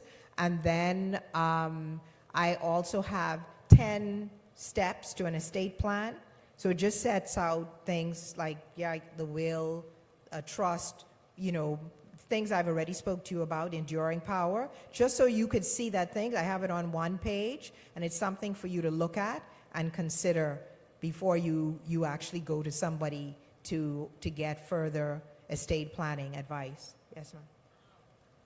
What if your mom and her husband owned a piece of property that was generational? Let's say it's my grandmother's property. My grandmother gave it to my mom. She remarried, so she didn't marry to my dad. And so my mom died, and when she died, you found out that they had joined with this property, and then he died. And so it is left to his children, because it is in his name. Is there anything that the mother's child can do about that property? Okay, so, I'm going to let her answer, but we're going to do questions and answer after. okay. So you're saying that there were two, there's your mother and her husband, but the property is in his name. So, but they owned it jointly. And she died first? So it was left to him. Yeah, well, therein lies the problem. Because if you own property jointly as joint tenants, what that means is there's something called in law right of survivorship, right? So if she died first, it all went to him.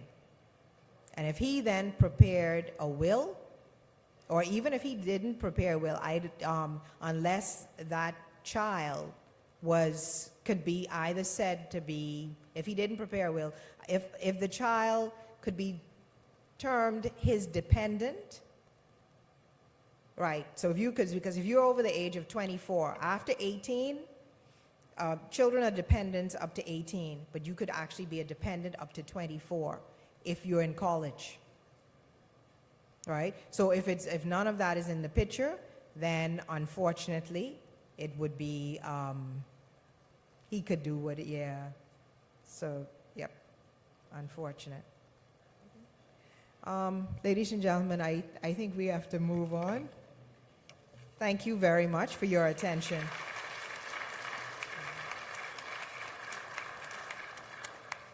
Now, that was another very interesting and educational. I learned so much today, and so many things has changed. I think this is really, we are getting somewhere here. So thank you so much again. Excellent presentation. Thank you. And for those of you that are watching on YouTube, please just click the like button. Make a comment. I'm truly enjoying this. Now, we have one more speaker for this afternoon. Most of us are very familiar with one of our favorite physicians. He is one of 4 of my favorite physicians. I had to say that in case the other 3 watching. Right? I'm a registered nurse, but I have been out of nursing a long time. And so I haven't worked with a number of the physicians locally, but Dr. Alpheus Alec is one of my favorites. Dr. Alpheus Alec is originally from the Commonwealth of Dominica, and he's a Bahamian in my books. Dr. Alec is an emergency medicine specialist practicing at Doctors Hospital, Bahamas, where he currently serves as the Associate Clinical Director of the Emergency Room and Clinical Director of the Continuing Medical Education. He is also an Associate Lecturer at the University of the West Indies School of Continuing Medical Research, Bahamas. He has served on the executive of the Adventist Health Professionals Association in the Bahamas, and he has served in family life ministries and health ministries, and is an ordained elder of the Hillview Seventh-day Adventist Church. Dr. Alec has been doing health education for about 18 years now on both radio and television. He's an ex-certified CHIP, that's the Complete Health Improvement Program facilitator, and he is married to Dr. Dion Dames Alec. And out of this blend, they have 3 beautiful daughters, Zoe, Zania, and Nekima. Welcome to Dr. Alpheus Alec.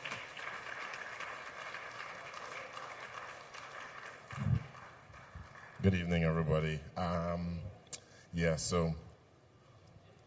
These presentations are awesome, though.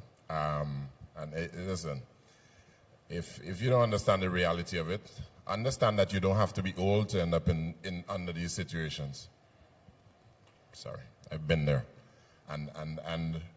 so I had to. Me and my parents had to have that talk with my siblings and everything of that sort, and put it together. All right. Anyways, so this, and you gotta follow me because we're gonna be going fast. We can't have everybody here for too long. All right. But the deal is, give me next slide, please. Modified an initial handling everyday emergencies as a non-medical person to actually focus on the elderly, all right? So we're gonna spend a little bit of time just going through some of these things until we get you out of here to get you home, all right? Safely, all right? Anyways, so, quick disclaimers. I presented that some other time, and I had to make sure that all these disclaimers on. We on public, we on television and YouTube and the rest of those things, so you gotta know I'm not getting paid for this, right? And do not use that to replace what your physician is going to tell you. But play the video, boss. This is... How's everything look? Looks good. It's real good. What's his BP? 120/80. Okay, folks. Close him up. You're not Dr. Stewart. No. But I did stay at Holiday Inn Express last night. Who remember this commercial? You guys remember this commercial, right? But anyways, the problem, unfortunately, right about now, with television, multimedia, and everything outside, everybody's a doctor. And everybody now somehow thinks they have the answer or they have it available to them on Google, right? I always tell people, be very careful, right? And when people come to the hospital and they talk to me, and I always tell them, I said, listen, understand that these search engines and these internet feeds and those things are a source of anxiety, all right? Be very careful what you listen to, all right? We're doing a quick test, right? Let me just show you what media does, right? Let's go. Question number 1. So you're using a defibrillator, you know, when you shock the heart to get it back on and going, right?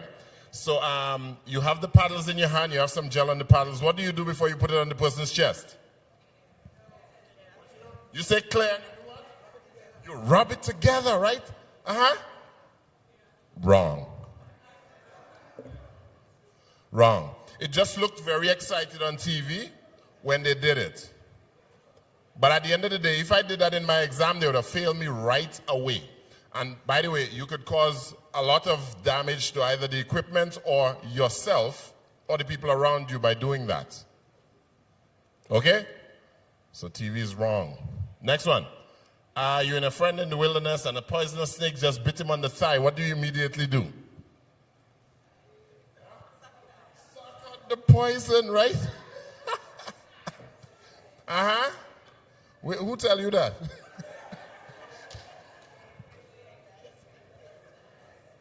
You see the struggle, right? Now you're not supposed, you can't suck out the poison. That TV just made it excited that way, all right? You gotta stop the limb from moving.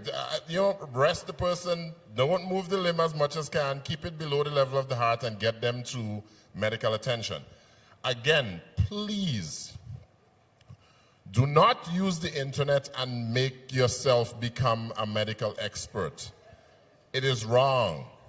I always tell people, if you tell Google you have chest pain, it will tell 10,000 people that you're having a heart attack because Google is protecting Google. It's that simple. And so they're made to protect themselves. Just the other day, this guy is suing one of the chatbots, actually, for telling him that he was doing well when he ended up having a clot in his lung, right? But anyways, we're going to move on from there. I just wanted to, you to have that understanding, okay? But I'm going to give you some facts, right? And this is where it comes that you need to at least be aware of certain things, educate yourself on what your importance is, and especially as a bystander, understand that a bystander, a friend, a relative, someone next to that person who is suffering can do a lot of good for that person, okay? And you don't have to be a doctor, all right? Look at this. It says bystander CPR increases the chance of surviving an out-of-hospital cardiac arrest, as in somebody whose heart stopped outside of hospital, maybe in church, maybe on the streets or something of that sort. And it increases the chance of survival by 2 or 3 times. Without it, survival rate drops to just 10%. In fact, even less than that. The next thing, location of out-of-hospital cardiac arrest. People's hearts stopping out of hospital. It happens what? Homes residents, almost 75%. It happens right at home. So do you know what to do if a situation happens like that? Then you have public settings and then nursing homes. All right? Look at this again. It says bystanders are more effective at recognizing stroke symptoms in others compared to the individual experiencing the stroke themselves. All right? So your friend standing right next to you can look and say, wait, hold on. Your mouth twisting, lift your arms up, and then you realize one arm is not lifting. Wait, something is wrong. and they can be your advocate to get you to medical care right away. And then it says bystanders, again, are much more effective, and that studies, again, at recognizing low blood sugar. Diabetics, the diabetic themselves, have impaired awareness of hypoglycemia, which is IAH. And hospitalization rates decreased with pre-hospital intervention, which means if somebody was there to be able to give that little sugar tablet or to give that little sweet or to give that little something, they can decrease hospitalization for these patients 53.2% versus 34.2%. Actually, so basically, if you're able to intervene, it can drop the amount of people who actually have to be admitted to hospital. All right? So, next slide. So, there's a number of topics, but we're going to go through some of them, the hotter ones, and we're going to go through them quickly. All right? Next slide for me. Well, we know that there are Good Samaritan laws. I always have to touch on that. So let me ask you this, though. In the Bahamas, Tanya, yeah, we have Good Samaritan laws here. Are they actually established Good Samaritan laws, or they're not spoken? Not that you're aware of, right? In the U.S., that's the Good Samaritan laws. People actually who volunteer assistance to other people are protected, all right? Somehow, I mean, in the Caribbean, we still culturally offer assistance. And nobody has ever gotten to the point of being sued for actually offering assistance. All right? I don't know. That's probably sometimes the freedom I like of being in the Caribbean. But understand, this is something that we have to also grow too. All right?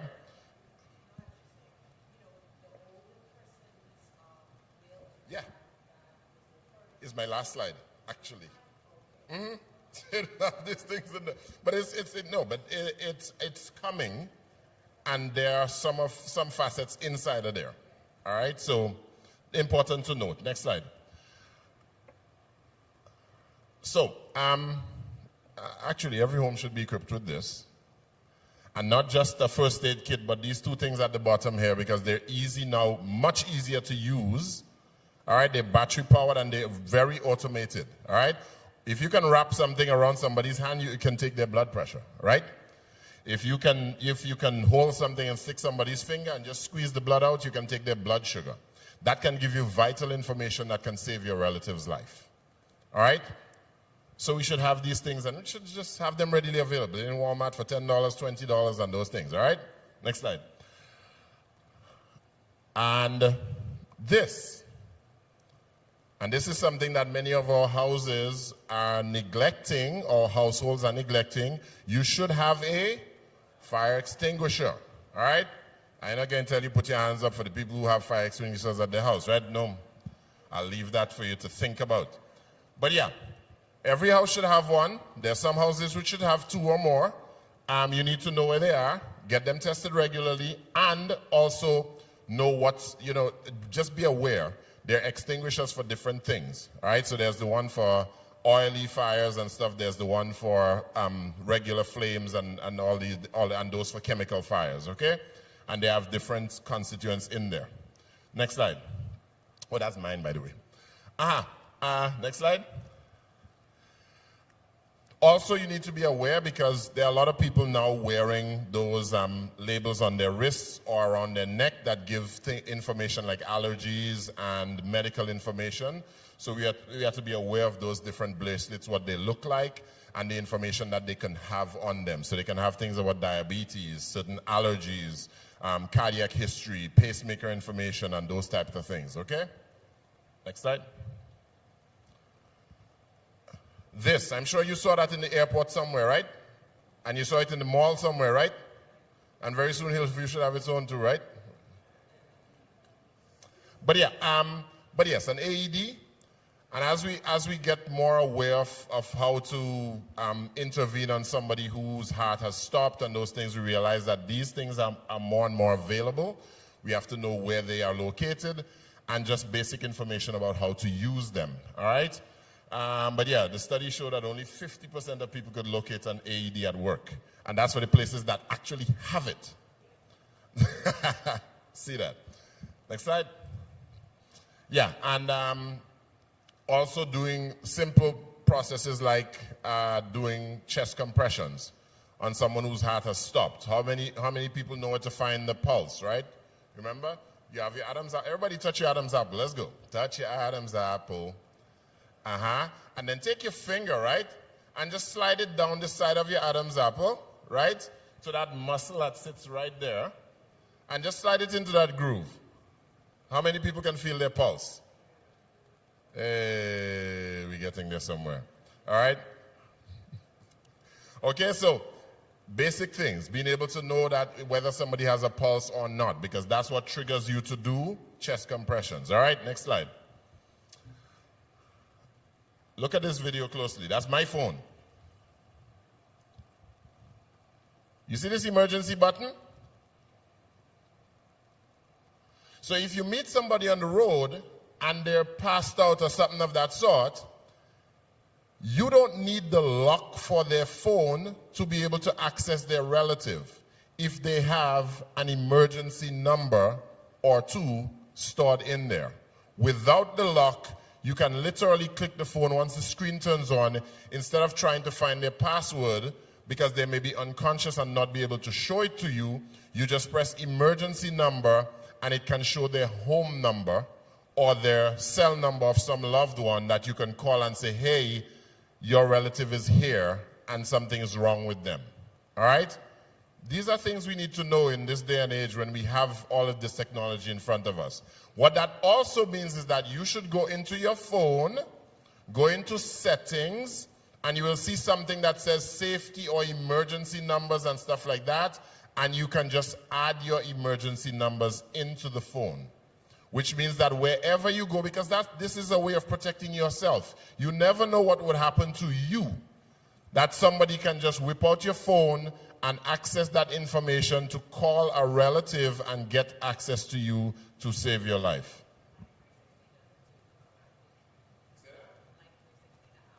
Oh, the Life 360 app. Okay, so that can also help you to put that information into your phone, right? Good. All right, so we just running through a couple of quick principles here before we just go into the quick summary of the meaty stuff. All right, scene safety. Please, do not become a victim yourself. If you see somebody in a situation, before you jump in to help them, the first question you have to ask yourself is, what got them there? And if I jump in to help, will I end up in the same position? Which means if a person have a live wire sitting underneath them and they got electrocuted, and you come and say, oh wow, here, you gone down too. Nobody can save anybody. Do you understand me? So scene safety is very important, which means you look out for things like fumes, smoke, fire, falling objects. You can't go in the middle of a busy highway running up and down with somebody who get knocked down to try to get knocked down yourself trying to save them. You understand me? Scene safety. Always be aware of that, okay? So things like poisonous gases. There are some things in the scene that you cannot see. All right? So you have to make sure that this scene is safe for you to actually help out that person. Next slide. So your scene safety options, you have to make sure that you get help. All right? Whether it be dragging the person somewhere safer, whether it be taking a pole and shifting off something away from the person, whatever it is, you have to get either help or move the casualty from danger or get rid of the danger. In some way, shape, or form, you get rid of the danger. Next slide. All right, so again, be careful that you don't hurt yourself, all right? So this dude joking around. But anyways, the other thing is knowing your emergency numbers, all right? So you know the big joke on TV is like, hey, listen, man, hey, call 911. It's like, what's the number? So, and when people frazzled, so understand, learn it now when you're calm, because when you're in an emergency, you got to go to the points of least resistance. So if you didn't know it before, you're not going to know it when the catastrophe happens, right? So, what is the emergency number for the Bahamas? 919, yes. 911 also works, right? And doctor's still working on getting their emergency number, right? The 3024747 is still stuck, but yeah, boy, the struggle is real with that one. All right? But when you're calling those numbers, you need to have at least some basic information to be able to tell your name, the address or the place you're calling from, your current location, all right? What were you doing or what was happening when this thing happened? How many people are hurt? If there's somebody doing first aid or who is doing first aid? If anybody lost consciousness? There's some basic questions that you may be able to give to prepare the medical personnel, to help them prepare for what it is that they're coming to, and so that they will know how to adequately prepare to give the best help possible. All right? Everybody good with that? Next slide. This is another thing, please, especially the elderly, because a lot of elderly are on tons and tons of medications, bush medications, supplements, vitamins, right? When you go to the doctor, bring everything. That, honestly, that, listen, if this is one of those things you got to take home from that too, right? Because as you get older and you're on many things, what we have problems with is this thing called polypharmacy, all right?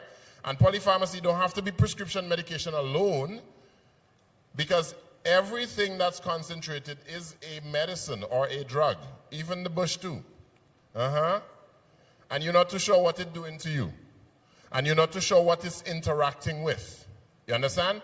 And so you bring all the information, and don't bring the pill box. First to try to figure out which yellow pill is which white pill and which blue pill is which other pill. No, bring the bottles. All right? Bring the bottles. So bring all the bottles, bring all the vitamins, bring all the supplements, so that your clinician can be able to put everything together and help you the best way that they can, okay? The reason is, again, so you want to be able to spot hidden interactions. We want to be able to stop unneeded pills, prevent side effect cascades, and clear up confusion. You know how bad it is for somebody to be taking, they was taking amlodipine 5, right?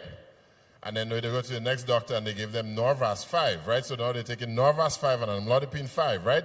And they're trying to figure out why they're dizzy and their pressure going down and stuff. When they go to the doctor and you're like, hey, you know these two pills are the exact same thing, right?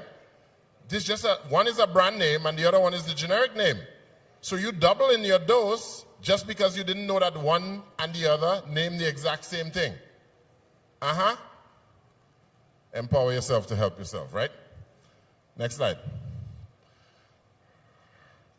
So, how do you deal with an unconscious person? There's a step-by-step process, and you can actually, a lot of non-medical persons have been doing things like first aid at the workplace, first aid for, all those different first aid courses that will show you and remind you of the process to go through with dealing with an unconscious person, all right?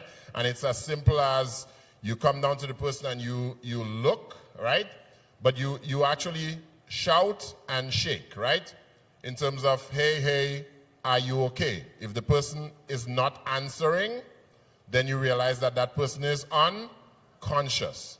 So the next thing you do is that you call for help. Remember the most important thing what we spoke about again, before you even approach that person, you have to check to see if the scene is safe, all right? So, scene safety, approach the person, shake and shout, no response, call for help, all right? So you send the person to call 911 or 919 or to bring the AED if it's available, and so on and so forth, and then you go ahead to check for pulse. That's the screen, the one at the bottom on the left. Check for pulse while looking up and down the person to see if there's signs of breathing, all right? And if there's no pulse, and that's why you check here and not the hand, okay? Because this is the pulse that will remain the longest.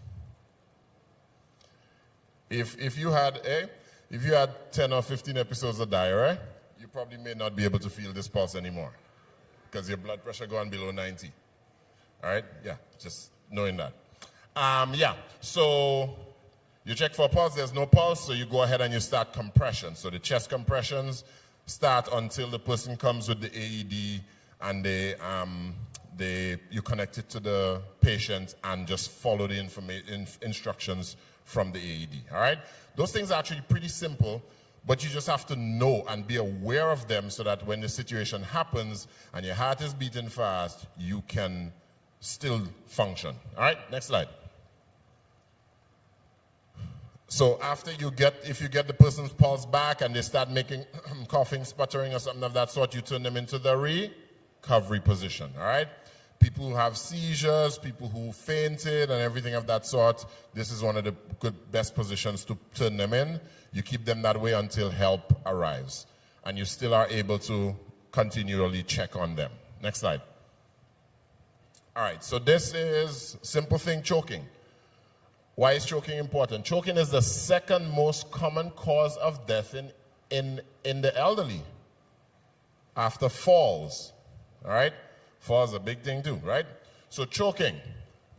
So if Grammy look at you and does this, she's not trying to curse you and she ain't trying to tell you I can choke you out. And she's not laughing or joking. She may be choking. All right? So you need to know what to do. All right? So people who are choking, they may start mouthing stuff and realize that they can't speak. They may be holding or pointing to their neck. They may have a weak or slight cough. They may have some high-pitched whistling sound, right? Or they may turn blue, or they may pass out, or, there's many different ways to recognize someone who's choking, and you know what you're supposed to do to them. You can tilt that person over and do back blows, as you see at the top. You can do abdominal thrusts, where you just fold your hands on each other and you put it right in the V, as in just below the chest, below the chest bones, right at the top of the abdomen here, and you pull back on them, right, while they're tilting forward to try see if you can build up that belly pressure to push that thing back out of their food passage, okay? And if they're not responding, then you put them on the ground and you continue just like how you deal with an unconscious person, all right? Again, they're basic patterns, but when you get scared, everybody forget everything, So it's good to be aware of it while we're in nice and calm environments where we can learn the information, all right? Next slide. This is a quick and dirty summary, so bear with me going quickly, all right? Burns. Oh boy, we grew up what? Putting what? Toothpaste, oil, right? Or should I say Earl, right? What else we put, right? Listen to me. This medical practitioner, when I was working in Dominica, man, they went up the sulfur springs and the wife went down in one of the sulfur vents and it burned her whole foot. And he said, oh yeah, man, so he pasted clay all over it. So after the 3-hour hike coming down from the boiling lake and got her to the hospital, that clay had hardened and caked up on it and it stuck onto the flesh. We had hell taking it out. All right? Again, please, you're going to save a whole lot of skin. Immediately as that person gets burned or you get burned or anything of that sort, just run full speed to the tap, to the shower, to the something. Strip the clothes off, turn the shower on, and just let it run for 15 minutes. All right? That's all you got to do. Listen to me, that does much more for a patient than any plastic surgeon can do. You understand me? If you do that and you do that intervention for that patient, you will have saved so much of that patient's skin. Right, Doc? All right? So just turn the tap on and throw them underneath it and just let it run. Okay? Let it run. Let it run. There's no specifics, no temperature, nothing, no water type, just do it. All right? Again, remove jewelry and clothing, cover the burn, call for help, that kind of thing. All right? And what not to play? Flour. Toothpaste, oil. Don't do it. Do not. Just plain water, please. Next slide. All right? Remember, falls are one of the leading causes of death in the elderly. All right? So many times you'll find the elderly with a sprain, a fracture, a whiplash, a cut, a brace, scrape, something, all kind of things. I mean, there's so many cases of these things. When people fall, and then the first thing that everybody comes to do is just try to attempt to move them, sit them up, put them in a chair, and all kind of stuff like that, and makes things worse. Don't attempt to move the person, all right? The take-home points, next slide. The take-home points is that of splint in place, which means anything looking deformed or whatever and stuff, leave it exactly as it is. Just get something that you can probably tie at both ends and keep it in place, transport the person just like that, okay? Do not attempt to reduce dislocations or what you think are dislocations in the field, all right? You may be messing with a whole lot more. You may dislodge, you may mess with a blood vessel, you may pop something and cause a whole lot of bleeding and the person will actually bleed out and cause more problems, all right? Do not try to reduce anything in the field. If you see something stuck inside of there, bring them as is. That may be the thing that may be plugging that little hole that may save their life at this point, all right?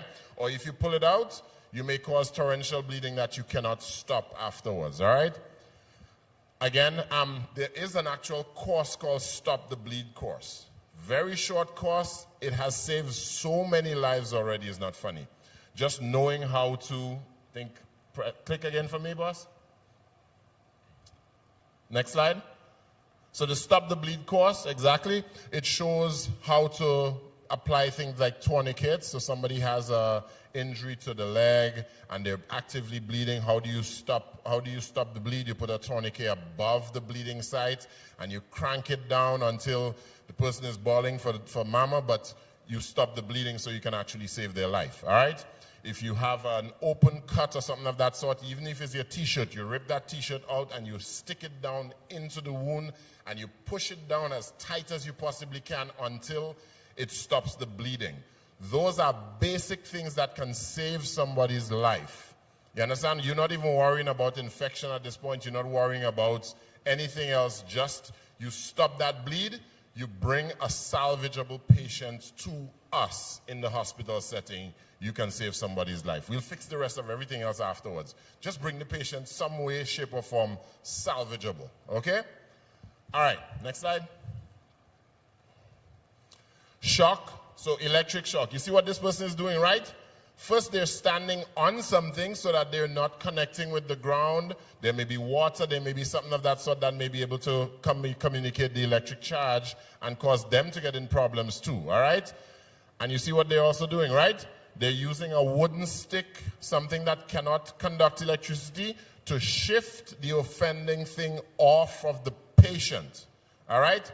So shifting that charge away will allow you to be able to safely get to the person without endangering yourself, all right? And then you go ahead and treat them just like how you treat any unconscious person, and you do all the necessaries again, all right? Next slide. So yeah, this is a big thing for elderly people because, you know, in medical school they always told us the elderly are always dehydrated, all right? Almost all elderly people are dehydrated, right, Doc? So, again, they get dehydrated fast. They don't show, elderly people don't show signs of dehydration as much. So, for example, a child, they get dehydrated, their pulse rate starts going faster, but the elderly person who's on the beta blockers and the calcium channel blockers and the pressure medication and all the rest of those things, they're right there and their heart chugging away at that nice little 60 and you're like, oh, wow, they're doing well. No, until they crash on you. You understand? Then they may have other health issues. And just plain and simple, being elderly, a lot of the response or reflex functions of our body don't work as well, all right? That's why you always tell the elderly people, listen, when you jump up on this chair and you're ready to go about your business, you don't just jump up and start going. No, no, no, no, no. You stand up, you say, thank the Lord for life. Take a deep breath in and out. You understand me? Make sure everything nice and settled and stable, and then you start walking, right? So you kill just about 3 seconds before you move. Everybody good with that? That just stop that little swoop that you might get that causes you to fall. Yeah. Okay, so again, if you have anything like vomiting and diarrhea, fluid losses and those, you replenish the fluids. And what you going to be drinking? Huh? Coconut, I hear coconut water. Love it, love it, love it. Coconut water, what else? Pedialyte, rehydration salts, Gatorade, you understand me? In that order, Lime, oh gee. We need something salt. We need something with sodium in there, something with potassium. You know, we used to make the old-time rehydration salts when you don't have that. You get the boiled water, right? You squeeze a little orange in there, you squeeze a banana in there for the potassium, and you drop about a teaspoon of salt in there, and about, 5 or 6 teaspoons of sugar, and that's it. You have your own rehydration salts, brand name, you know? You don't have to buy the Pedialyte in that case, right? And plain foods, all right? This is not the time for the highly seasoned food that you just put out, right? And remember, again, so the elderly will get dehydrated faster, so seek medical attention faster, all right? And if the diarrhea and vomiting is persisting, you seek medical attention. If it's severe, you do the same thing. If they start to get a little off, you know, they're speaking a little, they start to get lethargic, which means they're slowing down, or they start to get a little confused, you bring them to medical care right away. Just simple hydration many times can save an elderly person's life. Next slide. All right, fever, again, quick take-home points of that is the fact that fever may not, elderly people don't mount a high fever like the younger kids do, all right? So the signs are more subtle, but it may be just a simple thing as they just look a little pale, look a little sweaty, and then they start to get a little confused. That may be the signs of something severe, a severe infection going on. Get medical attention, all right? Be very cautious with the use of medications, and again, you're not too sure what they're on. Everybody want to jump and give them high dose of aspirin. They're already on the blood thinners and all these things, and you're in problems, all right? So get help, all right? Main causes of fever, we have infections, either from the respiratory tract. So many times the elderly may be hiding a little chest infection down the way, or they may be hiding a little urinary tract infection. They may have infections in the skin like a cellulitis. They may have abdominal infections like gallbladder issues, appendix issues that are very hidden. Or if they have the catheter in because, you know, the prostate was large and doctor put in a catheter, that may be thing causing the infection too, all right? Get help, okay? Next slide. Seizures. So again, quick thing for seizures is simple as protect the person, all right? Listen, the ground is a very stable place. If they're on the ground, make them stay there. It's okay. That's all right. We'll deal with cleanliness afterwards. But the ground is a good place to stay, all right? Just turn them into recovery position and call for help, all right? Next slide. This had seizure first aid and in a chair, everything. You just tilt them down so that they can get good circulation to the head, keep them safe. Next slide. We're almost done.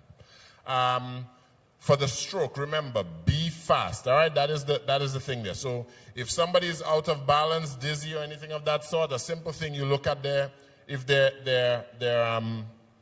eyes are, you know, they're having issues with their vision, a simple thing you say, show me your teeth or smile, and you see the twist.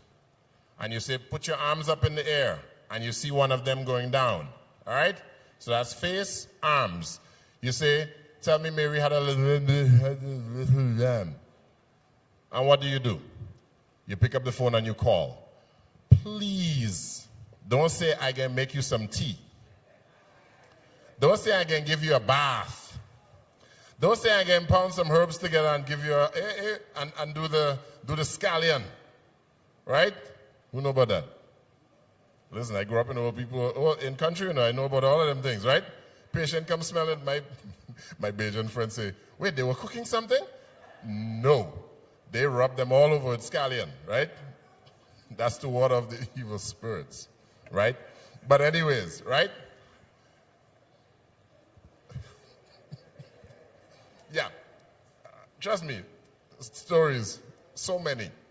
But understand, stroke is something that does not have to cause people to shut down and lose their livelihood and their abilities anymore. You understand me? Depending on getting this person to hospital on time, you can give them interventions that can save their life and even restore their function. All right? Things like clotbusters, but they're timed. Okay? You have to get them into hospital within a period of time. There's a 3.5 or 4.5 hour window where if you don't intervene, it's going to be problems. So we have to get that person to hospital. All right? Understand, again, for all the people who believe in plant-based diets and herbs and everything of that sort, and I believe in a lot of these things myself, but understand when there is a catastrophe. You understand me? When you have a catastrophe, you need intervention. Okay? Everybody get that? Okay, then. We move on from there. And it's the same as heart attacks. In the elderly, they don't always clutch their chest. Sometimes it's just a simple indigestion that they're not accustomed to. And then all of a sudden you look at them and they start drenched with sweat. Something wrong. Take them to the hospital. All right? Not tea, and it's not gas.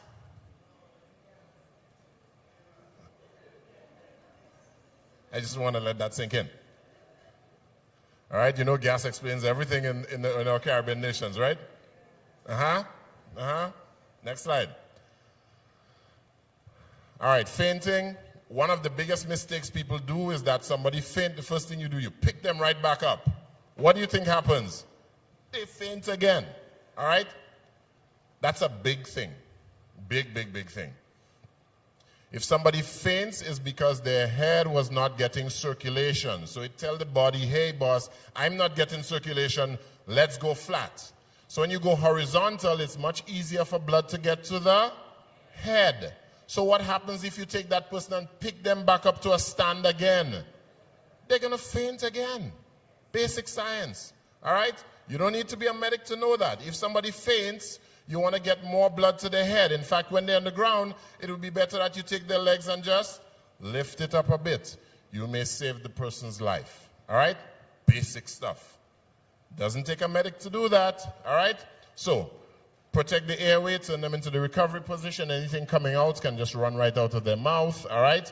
Lie the person in a safe position, elevate their legs. Next slide. All right? Low blood sugar. That's a big thing. A lot of diabetics around the place. All right? Diabetes is the end thing. It's the end thing to be sweet now. You know? So you gotta be sweet and you gotta have pressure, right? If not, you ain't saying nothing for yourself, right? But yeah, so people can have low blood sugar and they might get a little shaky, they might get a bit dizzy, they might get a bit confused, they may complain of hunger, fatigue, they might just get drenched with sweat, all right?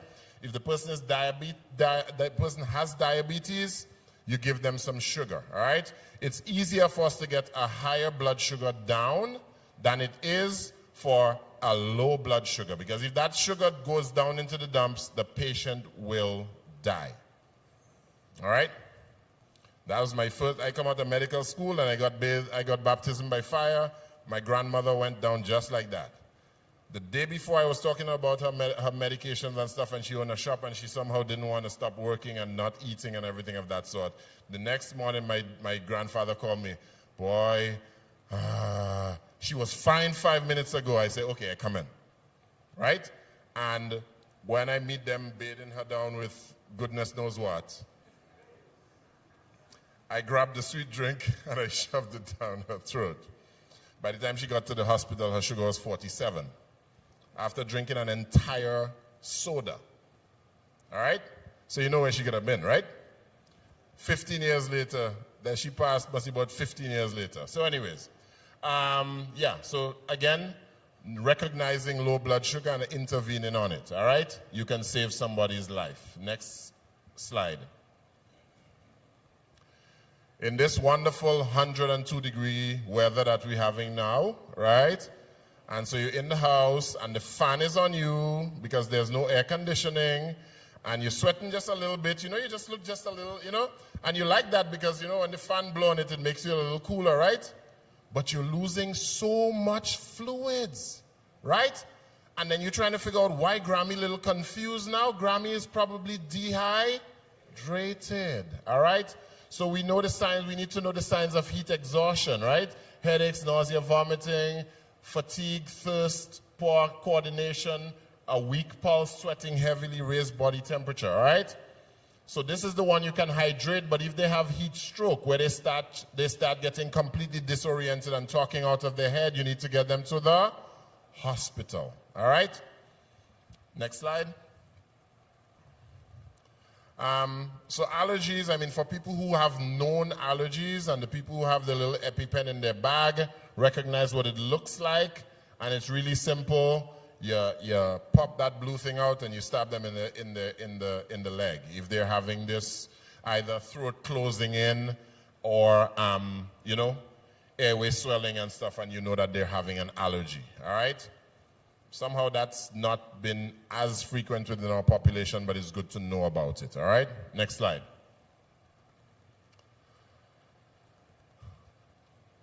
Hopefully this has been decreasing, because gone are the days when we used to have those, the weedy sides and stuff, and we put them in water bottles and put them under the kitchen, and doing them things we ain't supposed to do. So Grammy just come and she grabbed the bottle and she drank that because she was thirsty. By the time she catch a taste of it, she already swallowed some stuff, right? But yeah, so poisoning again. There is a whole number for poison control that is accessible for anybody, anywhere, which is that 1-888-222-1222. It's going to bring you to a poison center in the States where they can give you advice on what to do. If you're going to the hospital with the person, bring the container. Bring the thing that shows you what it is that they took in, all right? Then we'll be able to help them, get them to care fast as possible. Next slide. All right. So eye injuries and the rest of those, most of them we just wash with water. And if you have trauma to the eye itself, you put a protective covering over the eye so that you wouldn't put any pressure on it. All right. Those are eye injuries. Next slide. I know we're running out of time. Be aware that there are some poisonous creatures around our shores. All right. This is a puffer fish. And as pretty as it looks, it takes one stick from this to actually give you a wonderful lethal injection that can kill you. All right? Next slide. Elder-proof your house. You know, when I did the presentation before, I told them to child-proof your house. You got to elder-proof your house, all right? And elder-proof your house is simple. If you do have elderly people among you with things like dementia and those, and they depend on you to give them their medications, they need to be put away in cupboards that can be locked, all right? We have to look out for stairs and railings. These are the places where people fall and they hurt themselves. We have to look out for things like outlets, electrical outlets, and things like knives, access to poison and poisonous stuff, access to the cupboards that have these things. Next slide. And elder-proofing your house also means railings, all right? I saw the person who actually reached up here and did this, right? So everywhere you have stairs, you should have railings, all right? The bathroom should have non-stick mats, all right? So that they won't slip and slide in. A lot of people hurt themselves in the bathrooms, all right? They should have handles. Look at the top there. Handles within the shower that they can hold on to, because if they're showering, running that hot water, 5 minutes later, all of a sudden they feel a little dizzy and soon they need something to hold on to. Simple things like that that can save your relative's life, okay? You know these bathing chairs, you can actually sit on them and take a bath, all right?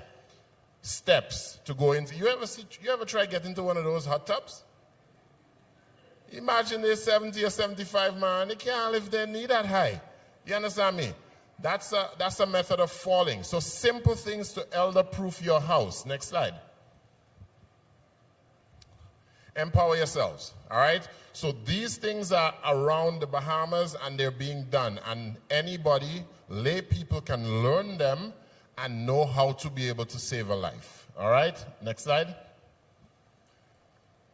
And the last thing I want to leave you with is, again, and this, you see this? Look at this. It says, members of the public are invited to review the bill and submit their feedback by Thursday, 20th August. Today is what? The 16th. So we got 4 more days. Go online, look at the press statement and look at the bill for older persons' rights, all right? Because it affects all of us, all right?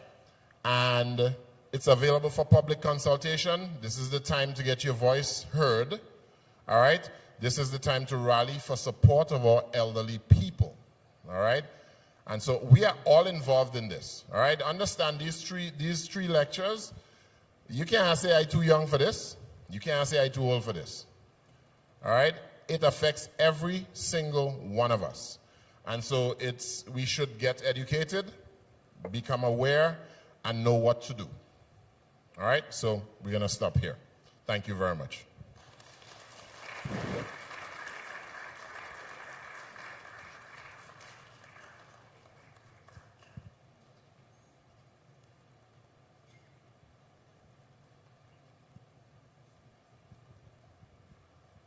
Another very informative presentation. Thank you so much again, Dr. Alec.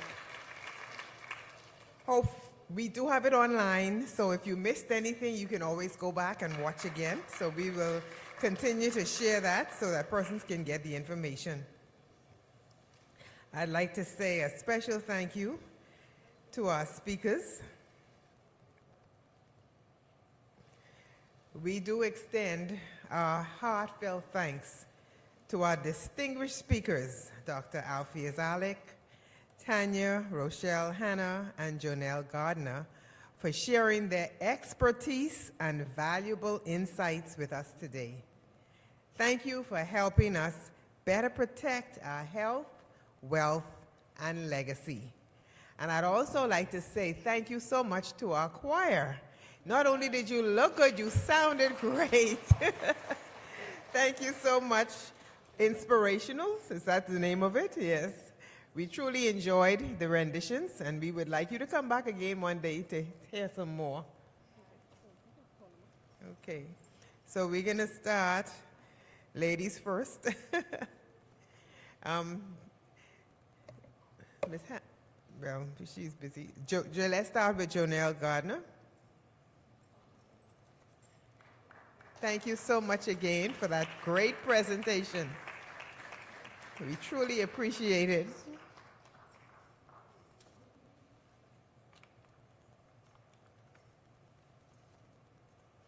And Mrs. Tanya Hanna.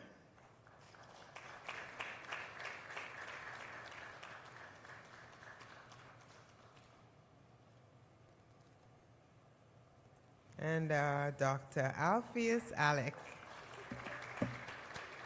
Thank you to each one of you. We truly appreciate the time that you took today to come and speak with us.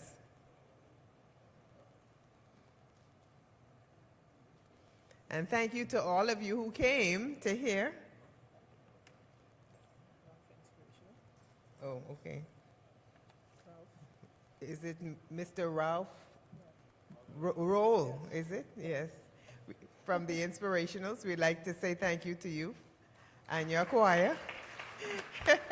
You don't want to come up?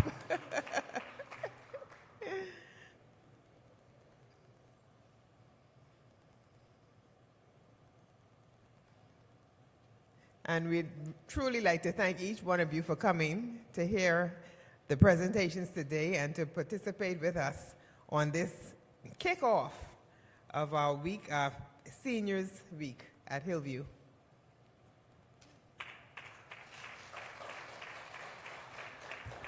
Thank you very much, Barbara, and again to our speakers, to the Inspirational, and to our seniors. Thank you so much. Seniors Week is open, and again, I would like to invite all of you back.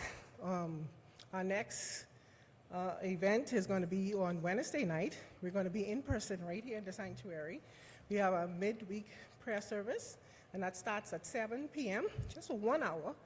Old-time religion. We're going to show you how the seniors now, we the leaders, we open it up. The whole program for the rest of the week is given to the seniors. So you see our seniors in the forefront doing all of the programs.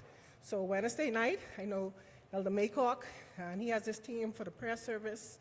On Friday night, we have Brother and Sister Raming, that's Charles Raming. They're going to do the online. They're going to show you how to bring in the Sabbath. Going to be an online Vespers service. On Sabbath morning, we have an early morning prayer service. Sister Jelita Humes and her team, they're going to do that, organize that. For Sabbath school, we have Bill Stirrup and Zella Stirrup. They're going to be leading that out. And I encourage you, come out to Sabbath school. These seniors is be on time, and they encourage you to be here early. We don't want the persons to be late. We want you to be on time. Say 9:15. They're going to be on time, so we want you to be here for Sabbath school. And then we're going to have our divine worship, which is led by Brother Elder Wilson and Sister Leonie Wilson. They're going to lead out in that service. Following that, we have a luncheon that we have prepared for the seniors. It's going to be held at the Red Cross Hall on JFK. And so, inspirationals, we're inviting you out. Our seniors, we're inviting you out. I know many of you are seniors, so we encourage you to attend. Okay, so once again, I want to say thank you to all of you. We do have some light refreshments right here for you. And once again, we want to say thank you. And thank you for the information again. And may God continue to bless and keep all of you. Thank you.